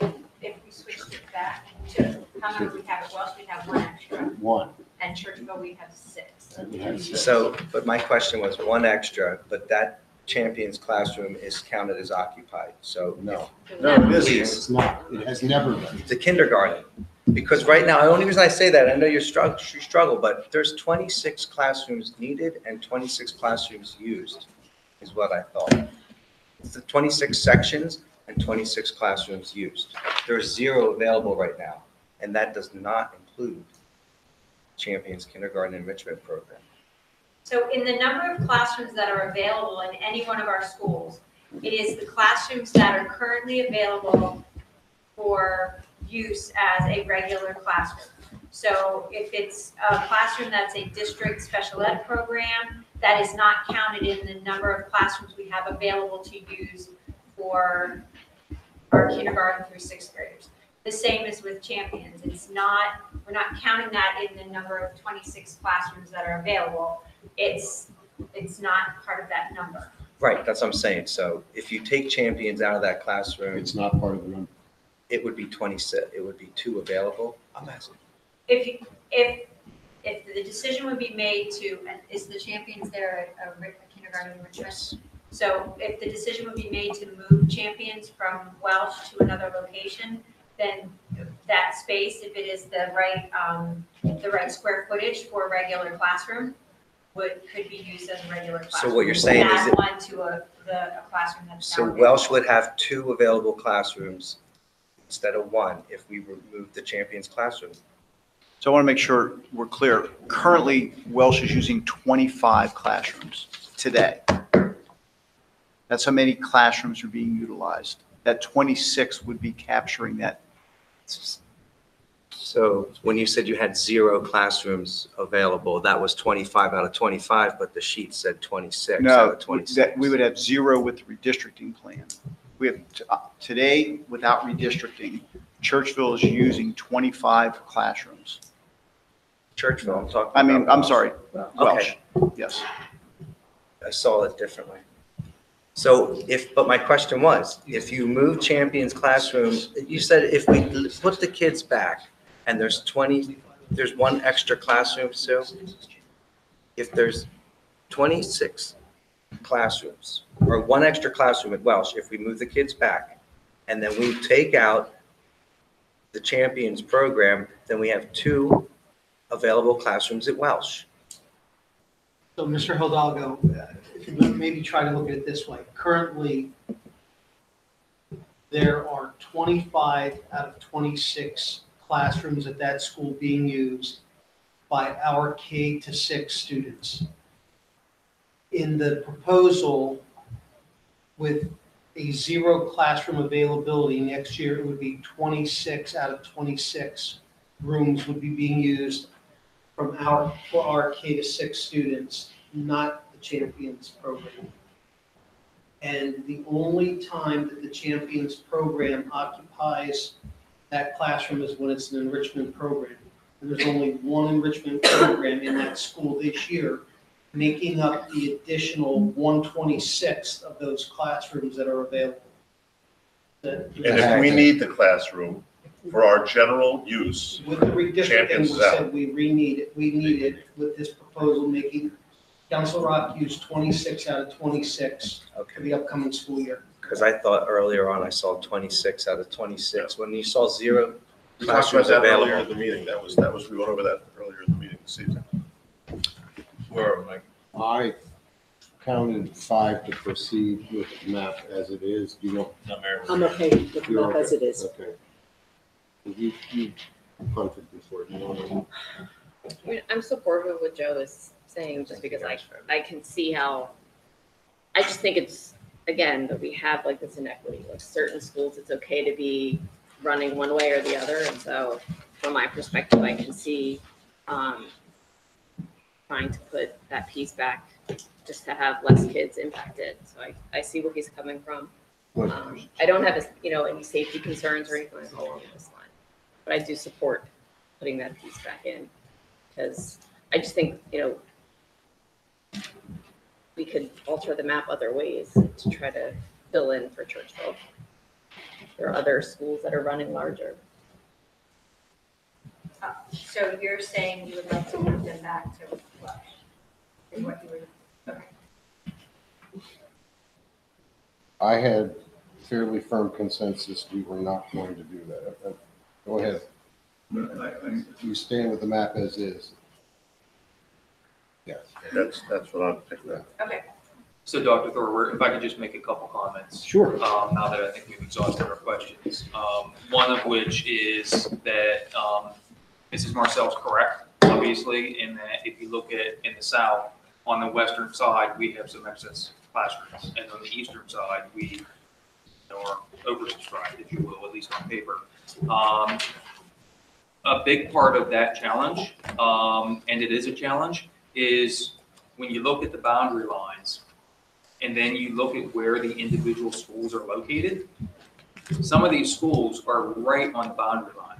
Richboro is real close to its boundary line. Holland is practically on the boundary line. Rolling Hills is practically on the boundary line. So it's not as simple as just saying, okay, we're going to carve this area or this area or this area and shift it to the west.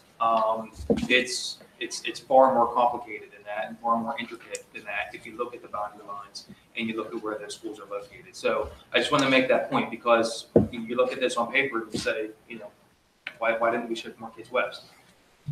You just have some of those inherent difficulties because of where the actual schools are located.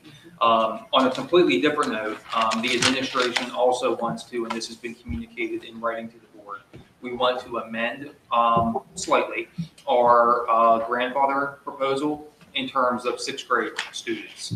And the amendment is because we have heard some mixed feedback from Richboro Elementary School sixth grade parents that some would like to go north and some would like to stay south. So the administration is comfortable with giving parents the choice of whether to go north or whether to stay south throughout their secondary careers. It is not much of a financial burden. We've had Mr. Rowe take a look at that, and basically the total cumulative cost is only $6,000, which we think is a worthy price to pay to give these families the choice. The only caveat, and that's fine, is do we run afoul of things like PIAA? I don't think you do when you're 6 years ahead of, when you're, It when you're probably four to not. 6 years It's a ahead. great question. I would just, I don't want us to, have entire sports teams. Absolutely. I did check with Rob Cox, our Okay, solicitor, fair. from a legality standpoint, and he said that we don't have any. Okay, that would be, But It's a one-time decision. well, that's true too. Yes. Yes, Yeah, it's a it's one-time. a- Not a one-time decision, there you Right. run into Okay. problems. All right, the fair. PIAA could make it up, well, I guess the parents would have to deal with that. And it's years in advance. They'd have to make It that is. choice. And to be clear, in case there's confusion for anyone listening, it is a grandfathering being offered to the current sixth grade students at Richboro Elementary. Yes. Because that is the one school in the Right. district, which would, under our plan, wind up going to two different schools, that those kids would be split. So that's an exceptional case, and they get an exceptional opportunity. But it wouldn't be so let's say they've got one in South, they've got a sixth grader, and they've got a third grader. It wouldn't be an exception for the family, No, it no, would be an just the exception for the sixth grader. The third grader, even though it might not be optimal, is still gonna follow the new year. Right. So do we know how many kids we're talking about in total? Sixth grade. 27? 27. Yeah. 27. 27 eligible, we'll see how many, it's high propensity. And then for the those to email that go we saw together. in these Yep. transportation assessment, Yes. right, there were 2 years ago. Robert, the flip side of that is you are already recommending that, well, that is the only sixth graders that would. Yeah, that's it. That's it. It only applies to Richboro L. Okay. Yeah. And the years of impact from a transportation standpoint is when that cohort of students are in eighth grade and then again in 12th grade. Otherwise, we're sending buses from both schools in there for older students Right. at those two levels. Right. So, Any other, I'm gonna call it a very quick break, and then we'll have public comment, and then we can circle around and the board can discuss again. Any other comments on what we just did before we move Can on? we just, I just wanted to run through what I think I understood to be from the numbers here, what the district's been, what the administration's received consensus of the board to consider. We're taking notes, so I'd ask Sue to make Yeah, sure. okay, that's, can we just make sure we all agree on what you think yet? Which ones are you moving, which ones will you be considering or doing work on yet? All right, so I have it by question by question. that we talked about. So first question, the flip of Richboro to the north was no. The second question, which was the Welsh and Richboro to the north, Goodnoe to the south, was a no.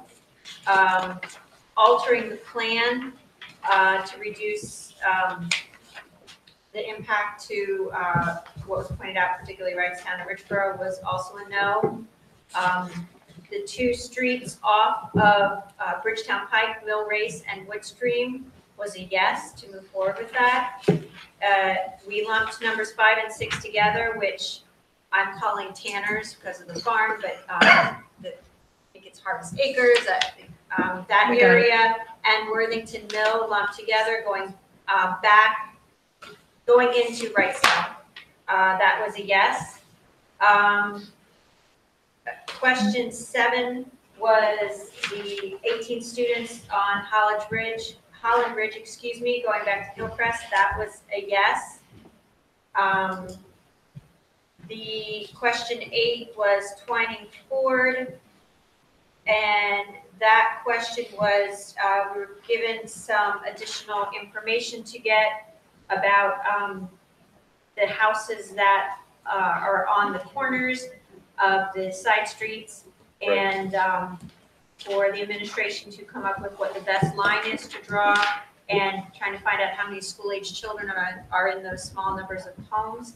I think I got all of those questions that people were interested in. I have that one listed as TBD. Right, that's why she's Yes, gonna come that's back to with be information. Yeah.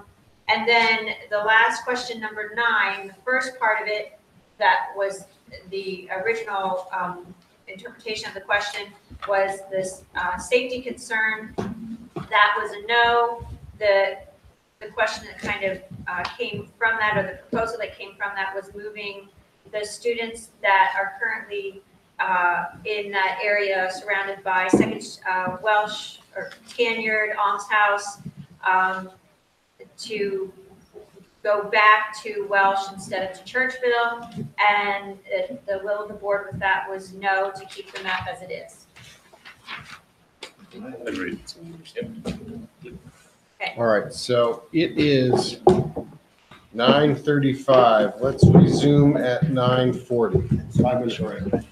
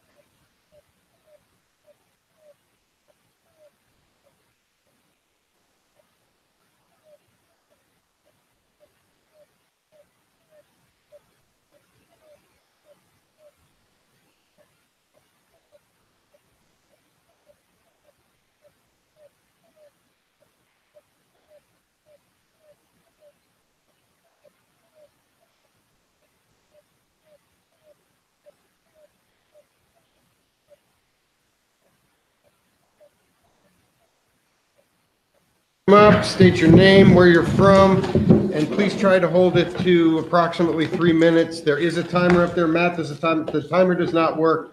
Please try to hold it to 3 minutes. Jerry will kind of watch it. So line up over here one at a time. Jerry will kind of watch it. Yeah, well, he'll I'll not watch. kindly watch it, I'll just watch it. Kind of. Hello, my name is April McKnight from Richwell Farms, which is 54 Wendy Way. And I was the one who came up with the safety issues. And we do have a concern because now you're changing our numbers from 65 to 55, which we understand. Those are the numbers that would be going to Churchville. That covers 2 classrooms. You still need to cover 6 classrooms. I don't understand how now it's going down to 34 people because now the 18 or the 21 from Richboro that were coming to Welch are now no longer coming if the plan was to go through. Our number is 34. Now, you're saying in all these issues that Wrightstown Elementary School, who had all these tight windows before, can now sustain 30 plus people, students. We have 34, not really affecting the capacity at Welch. And we ask you, please go ahead and please take our plan back to Welch. I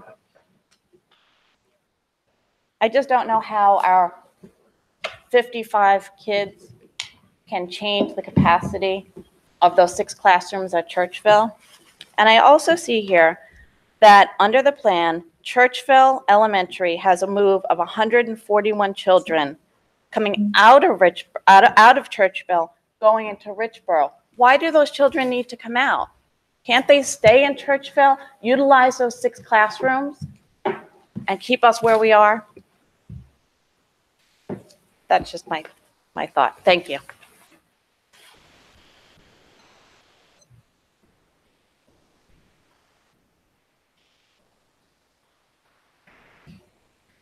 Hello, my name's Amanda Petrie. I'm also from the same group as April in Tanyard Farms. So again, it seems like it's pretty much a done deal. I'm so appreciative of Mr. Hidalgo for fighting for us and making some really good points, even if you're getting shut down at some corner. So I appreciate you still fighting for us, even if people aren't being as respectful as I would like them to be to you. So thank you for that. And my other question is, am I allowed to ask questions? We are not necessarily going to answer them. Well, that's fine. Public I'm married, comment. so I'm used to that. It's fine. And, again, married to a lawyer, so, I'm good with that. All members of the board that are voting they all have primary residence here currently in the district? Yes. Do? It's required by law. Is required by law? Okay, I just wanted to make sure about that. And any of you guys being affected by this? Your kids are? Your kids?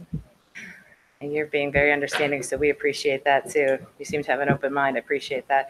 But yeah, we don't understand because we were told last time, like I remember Dr. Frazier, you were saying we were at capacity, which is why we have to be moved. Now you're telling us we're not at capacity, but we are just slower over here. So we're kind of trying to even it out. What would the numbers be if you moved us to Churchville? What would the numbers be at Churchville? They're at 63% right now. What would they be? Churchville would be at 70.2% capacity. They would still have some classrooms available. So 70 is what you guys are shooting for? That's what you want, 70? That puts We're you, shooting for getting all of the schools as close to the average capacity as possible. what's the average capacity? 77.5. So it still doesn't seem to accomplish your goal. We're wondering why some of the other neighborhoods around us, like the new development right off of, what road is that? Richboro. The one that they're building the bigger homes, why they're not part of that, or why the ones directly south of us aren't part of it, because that might put you closer to where your goal is. there are other neighborhoods around us that seem to have been left out, and you don't seem to be accomplishing the goal that you are trying to achieve, and you're also creating this, as you said, duckbill or whatever. So we're just kind of confused by that as well. It's not really accomplishing anything except for moving our kids and disrupting them, putting them in another bind. All right, thank you.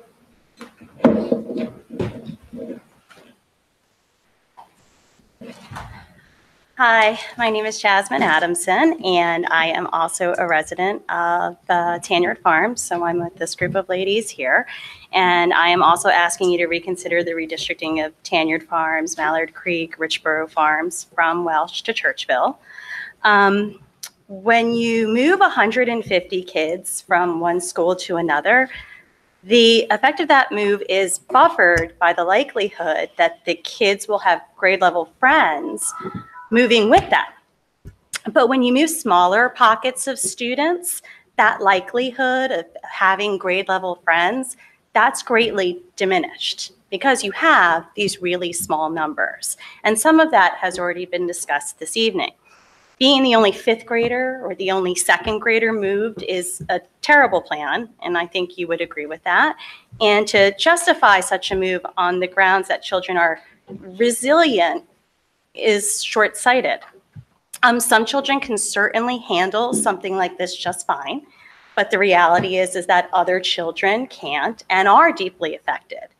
Right now on paper, I think there are 6 third graders that are being moved from Welsh to Churchville, which seems fair until you realize that 5 of those 6 kids are girls and only 1 of those kids is a boy. And I am the parent of the boy. So if this move happens, he is not going to be consoled by the fact that there are 5 other girls in his grade going with him because he is not friends with girls. He is an 8-year-old boy. He will be the only boy going from Welsh to Churchville in the 3rd grade, and he is distraught at the thought of having to move schools and be completely friendless. So friendless is a very powerful word, and it's very powerful to an 8-year-old child. So when you're talking about the utilization of Churchville, please recognize that it comes, that weight of utilizing Churchville effectively, that weight is being borne by 7, 8, 9-year-old children who really can stay in the school that they currently go to. That school can accommodate them. Welsh can accommodate them just fine. The only reason they're being moved is to make another school look better on paper.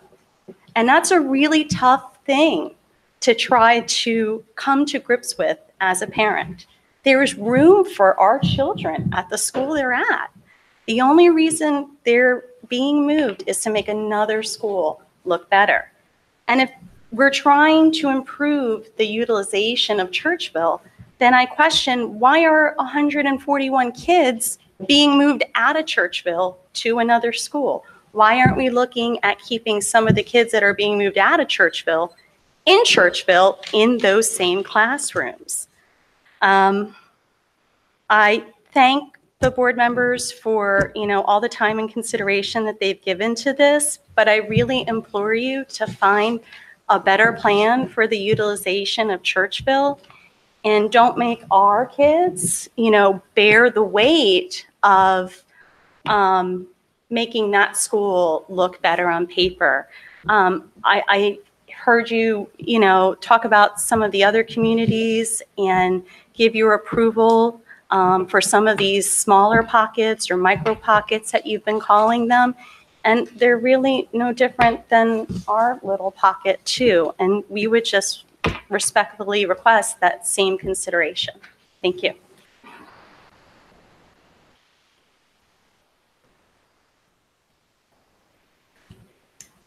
Well, you can't top that one, that's for sure. That was pretty good. I'm Jill Andrews. I don't like to speak in front of you, and I'm not picturing you all naked, so don't worry. I'm part of the Welsh and Tanyard Farm, and I can't imagine being in your shoes because I'm sure it's a hard, unbelievably hard way to fix this for everybody with the emotions, with what you're trying to accomplish by utilization, by finances, by everything. I just can't imagine. However, you did say several times today that you were making exceptions, that teachers and the administration would have to accommodate if you met maximum because you can't predict what's going to happen in June for that right town pocket that you were going to keep there. Well, we can't predict how long Spring Mill will take and how many students are. Maybe, rumors had it, I don't follow everything because I'm a busy mom, that you may redistrict or approach us again in 5-6 years. And that might be just in time for the Spring Mill. It is true that there is emotions. People say, don't talk about emotions. The boards don't want to hear emotions. But it is true when you're the only boy going. These are children. There are children. And there isn't 150, 200 kids. It's not changing the feeding pattern to the middle schools or the high schools, which is a goal, which I can absolutely respect because I don't want my child in an overpopulated school. But there is room at Welsh. I understand there's more room, more open space in Churchville, but moving our kids is only doing that on paper. It's not changing anything long-term except for emotional children. And again, a prediction that we don't know in 5, 7, 8, 10 years. And my children, I was raised in the city, and my children are some of the people that ride bikes, and my child will not be able to do that anymore.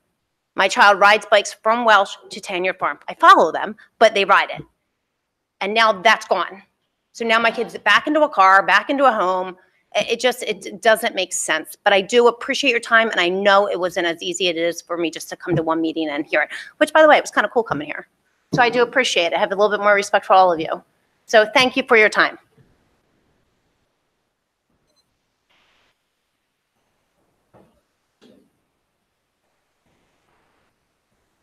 Hello, everyone. My name is Dr. Kelmer. I wrote a letter to the board. I hope you guys had a chance to read it. I also came to the board meeting last time and expressed my concerns. And I'm here again. And truly, I understand what you guys are going through. I understand that it's difficult. I want you guys to do me a favor and look with me at the map, at the location of our neighborhood. We are in Ridgeboro Elementary right now. We're located on American Drive. Please look at the map again and tell me, I mean, honestly, it is very unreasonable for us to be moved to Wrightstown Elementary. I would really appreciate, and Joe mentioned it shortly during the meeting today, and I would like for you guys to do a little more research. Please, there's not that many kids there, very few. I want you guys to look at that neighborhood and do your research in terms of number of kids. I truly believe that there are people who are located on Clover Road who want to be moved to Wrightstown. They're closer there. We're much farther away from there. I cannot imagine in a couple years my kindergartner to be on a bus. I mean, I have 2 other children which are affected by it right now, but I just can't imagine my kindergartner to be on a bus to Wrightstown Elementary. Guys, I honestly, I want you to reconsider the boundaries for Ridgeboro Elementary School and to look at the location at our position on the map in relation to Wrightstown Elementary. Again, I appreciate all your hard work, and I hope that you guys can come up with a solution to my concern. Thank you again.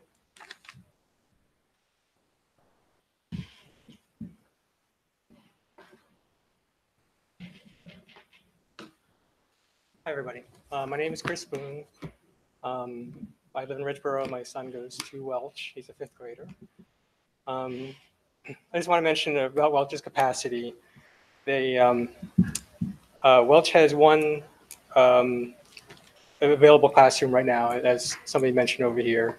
Next year, there's actually going to be 2 empty classrooms because the 3rd grade class is going to be moving into 4th grade, and because of the bigger class sizes, 1 classroom is going to be freed up there. So that's 2 free classrooms next year. On top of that, Welch does have plenty of capacity, even if it's not reflected in that available classroom number, because It had used 3 additional classrooms between 2005 and 2011.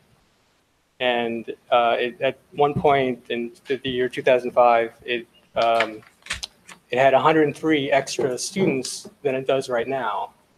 So when Springville comes online, Welch definitely has that capacity. And I think if you look at the enrollment numbers, you can see all that. It's all straight from the enrollment numbers on the CRSD website. Personal note, my son is 5th grade going into 6th grade. 6th grade is kind of important for kids. Aside from that, he has a medical issue. I'm not going to go into too much detail, but he's got a brain tumor and he's on some medication, some hormone medication, which is he'll be off it next year. And stability would definitely be good for him. I know there are other people all over the district with similar type stories and all, but this is a change that doesn't need to happen. Welsh has plenty of capacity. I know you want to fill up, add some more to Churchville, but that's where I'm at. So thank you very much for listening.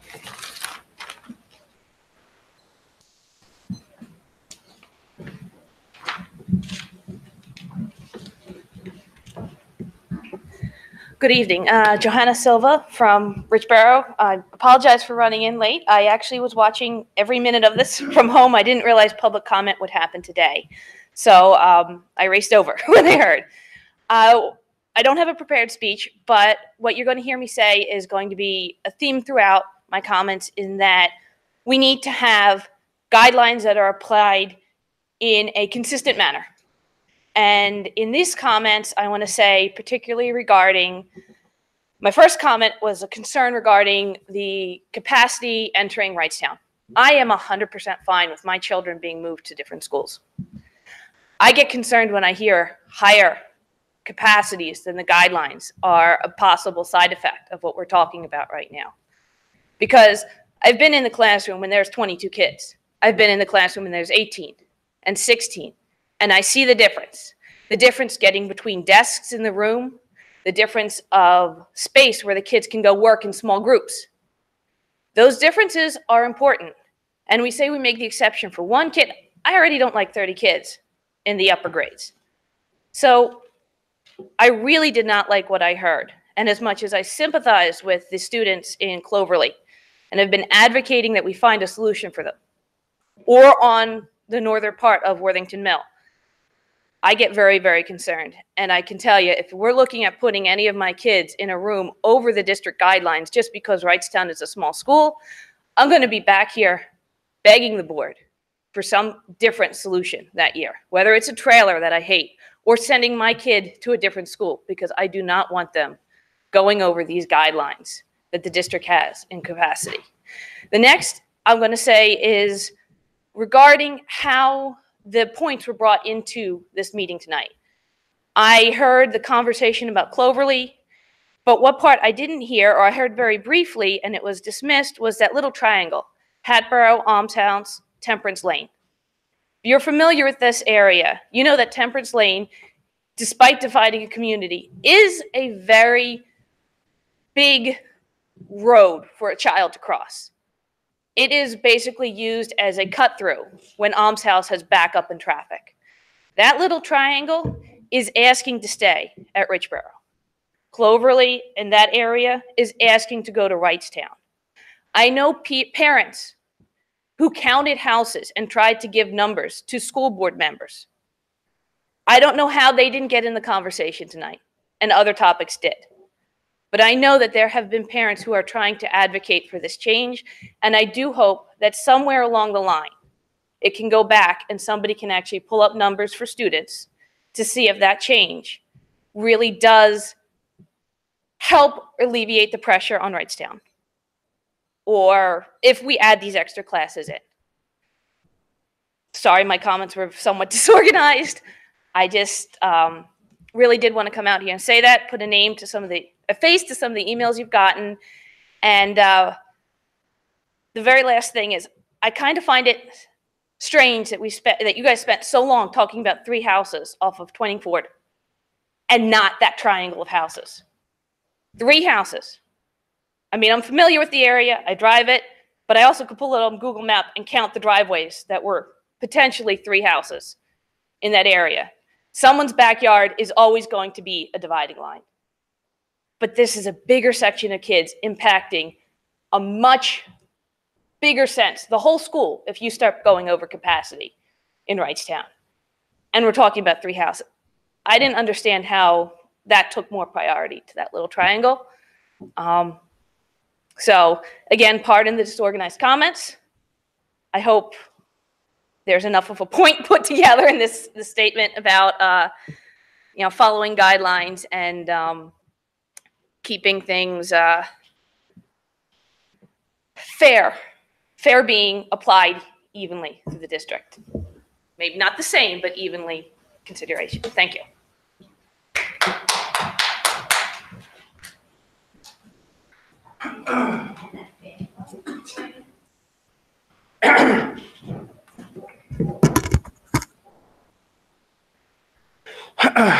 Good evening, members of the board. Thank you for the opportunity to have my voice heard once again this evening. State your name, please. I was getting to that. I was trying to be polite. My name is Bill Kronberger, father of, and I figured you knew that already. Sat down with you. We have to read it into record. So my name is Bill Kronberger, father of 2 girls in Wrightstown, being shifted to NES. Under the V2 proposal, my oldest, Juliana, will be one of 4 first graders going to NES. She's the only girl. 1 girl, 3 boys. How's that fair? This is a tiny shift of students. You keep referring to not considering the first proposal, an east-west model, because it shifted small groups of children. While this V2 plan does shift 2 large groups of children, 200 RES to WES and 150 West to Sulpheinstone, but the trickle-down effect of those 2 large moves of children, i.e. backfeeding RES, then causes numerous small or even tiny pockets of children being moved around. We are here as a community tonight, and in the previous meetings, surveys, small meeting groups with yourselves, and emails. Yet why are you not listening to the outcry of our community now? Yet you keep saying that you would not revisit the first proposal. Why not? Andy Black this evening said that the first proposal was the least disruptive. Conversely, the V2 proposal is the most disruptive, has flaws, does not balance open classrooms in the north and south, causes long bus rides in more areas, which causes safety concerns. Andy Black and many other members of the board said this evening that they were not in favor of the V2 proposal because it gutted the Wrightstown community. I believe we should revisit the first proposal as it allows for a more equitable shifting of children on the east and west sides of the district. The burden of shifting children should not fall solely on the east side of the district. I'm sorry, I might be repeating myself here a little bit. Andy Block also said tonight that the V2 proposal, the most disruptive plan, the V2 proposal before you is moving over 700 children to cause a balanced move of 200 south to north. There needs to be a better way to do this. I ask that you please reconsider the first plan, an east-west model with modifications. I don't necessarily agree with the methodology that also went into disputing the first 3 items on the agenda tonight, the RES flip, the Welch, RES north, Goodnoe south, the east-west model proposal. I would like to see the 3 plans I just listed, as well as the V2 plan, put down side by side, comparing. I want to see numbers of all those, and I think we should be able to look at all those and then make it a rational decision. Lastly, if you will not reconsider the first proposal, an east-west model, for all the reasons I already mentioned, I would then request that you consider keeping our 4 developments, approximately 54 students at West, not shifting to NES. The 4 developments in question are near Swamp Road and Twining Bridge Road, near Bucks County Community College. The developments are Devonshire Meadows, Nob Hill, Colonial Commons, and Newtown Meadows. Thank you in advance for your open minds on these subjects. Thank you.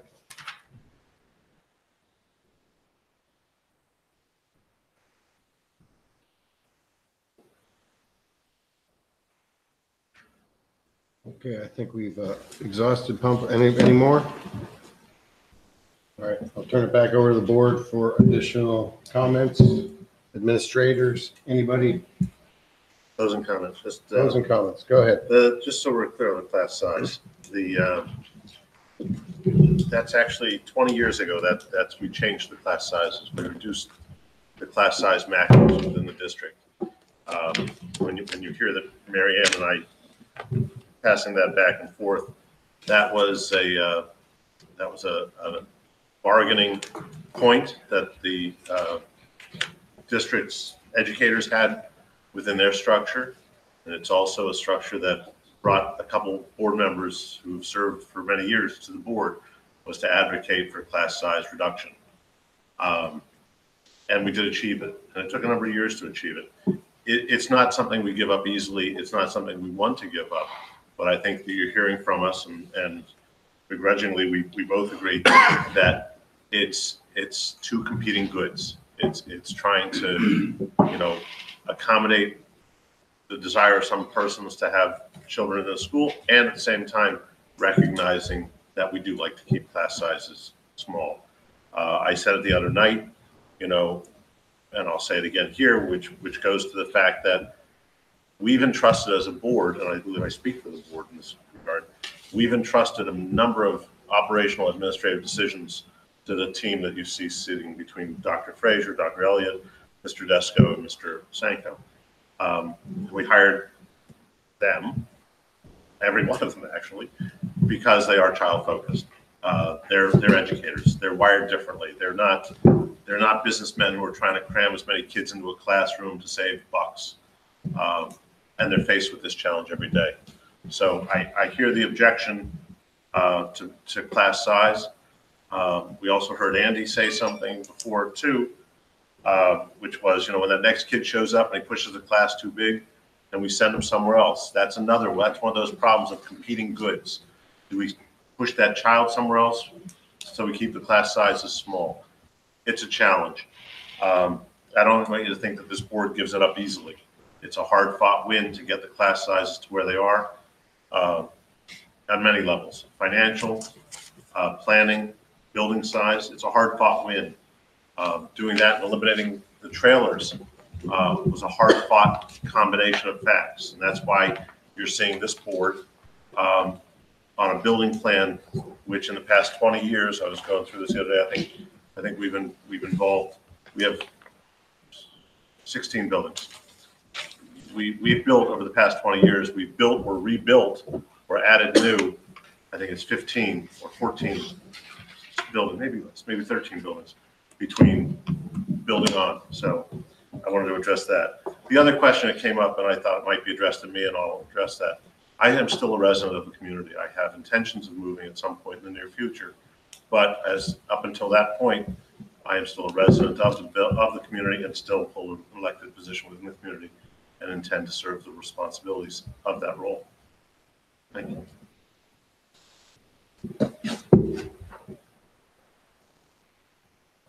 Any other comments? I just appreciate everybody listening. Oh. And thank you so much to the administration and the board for another year. And to the point, someone else, sorry. And it is, you can talk building upon what Joe said. I'm sorry. It's actually, I just am used to it. It's actually supportive of you, by the way. Oh, I know you are. You're a good man. For the point that the discussion about so much time spent talking about a few buildings and less time spent talking about the triangle. To Joe's credit, Joe, I think, has spoken to every board member multiple times in advocating for that section. So lest you think that this board has not had, it may not have sat here this evening. Now, I will be honest, I won't speak for anyone else. The discussion about Twining Ford had not been brought up as a discussion item between me and any other board member, so I don't know if any other board members had that discussion. Joe and I have spoken, if it's not 2 hours, if it's not 4 hours, it's 3 hours on the phone about the proposal he has this evening. And Joe can speak to it better than I. Anybody you missed on this board? Some more than others. Okay. Maybe not Ed. missed. Maybe Ed. Anybody you didn't speak to. Ed didn't have a lot of time. Joe invested, if you invested an hour, he invested 20 hours on the phone with board members discussing it. So I don't want you to think that your positions or that position was not advocated It may not have been advocated communally here this evening. It just wasn't on the list of things to be voted for. That's why we are concerned. It's because of the way it was phrased in terms of what he had proposed, but he had discussed. No, but I would just say, yeah, because I thought when the ground rules were set, that we had basically three, and that were going to be promised that you'll work hardest to address. So I kind of wanted to keep it broad and went with the Wrightstown, the middle school capacity issue, which I don't see was, maybe it's a question you couldn't answer, but I asked about the imbalances of elementary schools at the north and south, but having two middle schools the same size. I had asked about that. And then I also went with the Welsh and the Churchville. And then the other questions that I should have added, but didn't think there was going to be time for it, were yours and some other issues. You mentioned it. I just would like for you guys to truly do some more research regarding that, the number of kids. Because I honestly don't think that that number would impact the number of RES students that much. There's not that many kids over there. So I was not here for the last forum, although I watched the entire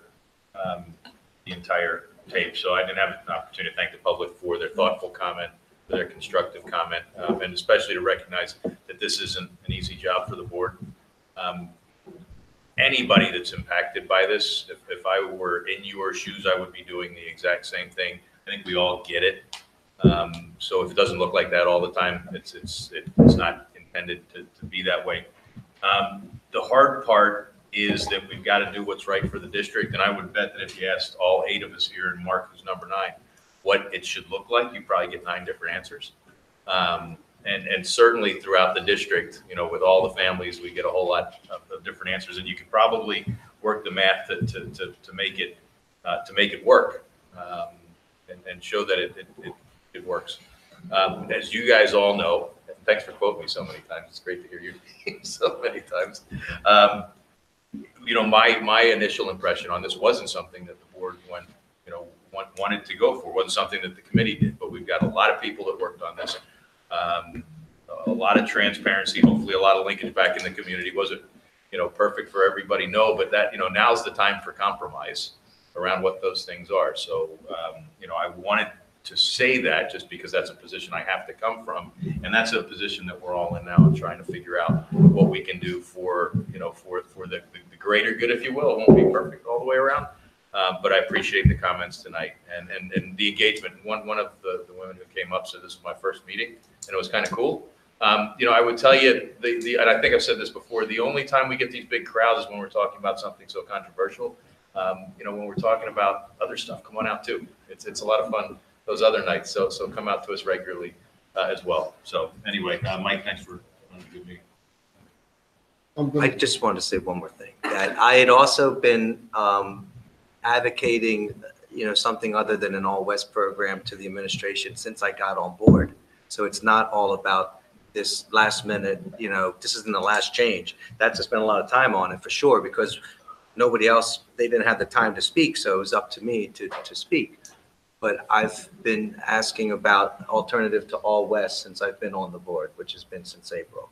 I've had concerns about the All West move. So I just don't want you to think that that's my only issue. But I do appreciate Jerry Grupp very much. I'll put that on public record. No, I just wanted to clarify something if it's possible, because I know that someone in the audience had asked about board members that had children moving, and my daughter she's proposed to be moving to Sulphine Zone. I have a son who isn't in school yet, so we'll go wherever. But I actually chose to buy a home in an area that I knew potentially could move. And so my opinions about this really don't stem from my own personal situation. They really stem for what's right for the district and concern about Wrightstown and the Richboro communities and how impacted they are, as well as a lot of other people. So I just wanted to clarify that. I don't want anyone thinking that my thoughts on this are coming from my own family situation, because in reality, I knew when I bought my house that this was a potential for me.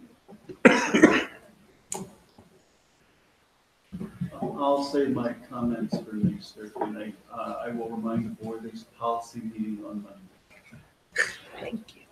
Yes, I'm coming. I'll just finish by, we had, 38 community members? 30. Like that, 40. 40, no, it's like 42. 42. We're not named slots on. Plus administrators working for over a year to get to where we are now. And they were representatives of the entire Council Rock community, which I think as a board is what we try to do, is represent the entire Council Rock community. Nothing about this is easy. If we are going to strive for perfect, we'll still be doing this when we have grandchildren. It can't happen that way. We tried to take what we thought was the best map the committee could come up with. We vetted it last week. The board obviously had comments and questions. We went back, so we stole this facilities meeting to try and answer anything that got submitted, knowing that it's only these three people doing all the research for all our questions and working with Cropper. So I guaranteed to all the board members, at least your top three would be attempted to be answered, thinking that could potentially be 27 research projects for you. So that's where the number came from. It's still down to 9. We had some similar ones. So that's the way the work went. We tried to take them and break them into bite-sized pieces of the elephant, and that's where we're at now. And Mike, I just want to build on that.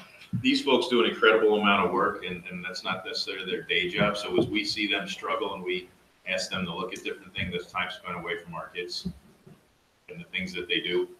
You guys have probably dedicated the last 7 days straight to this thing, and that's things that they're not. So that's what the importance is for this board, not to get it done, but to get it done in a way that is sustainable, based on the facts, and doesn't make redistricting a full-time job for these folks. Because I tell you, it's not something that they want to be doing. They have a great deal of ownership for it because they're the ones that have to manage it. But we have to be able to make the decisions for them to frame up. We hired a superintendent who's been doing nothing but this, per se, since he was hired. And Robert, I'd really like to see you get back to educating. So I really would. So, any other comments before we wrap it up? All right, meeting adjourned.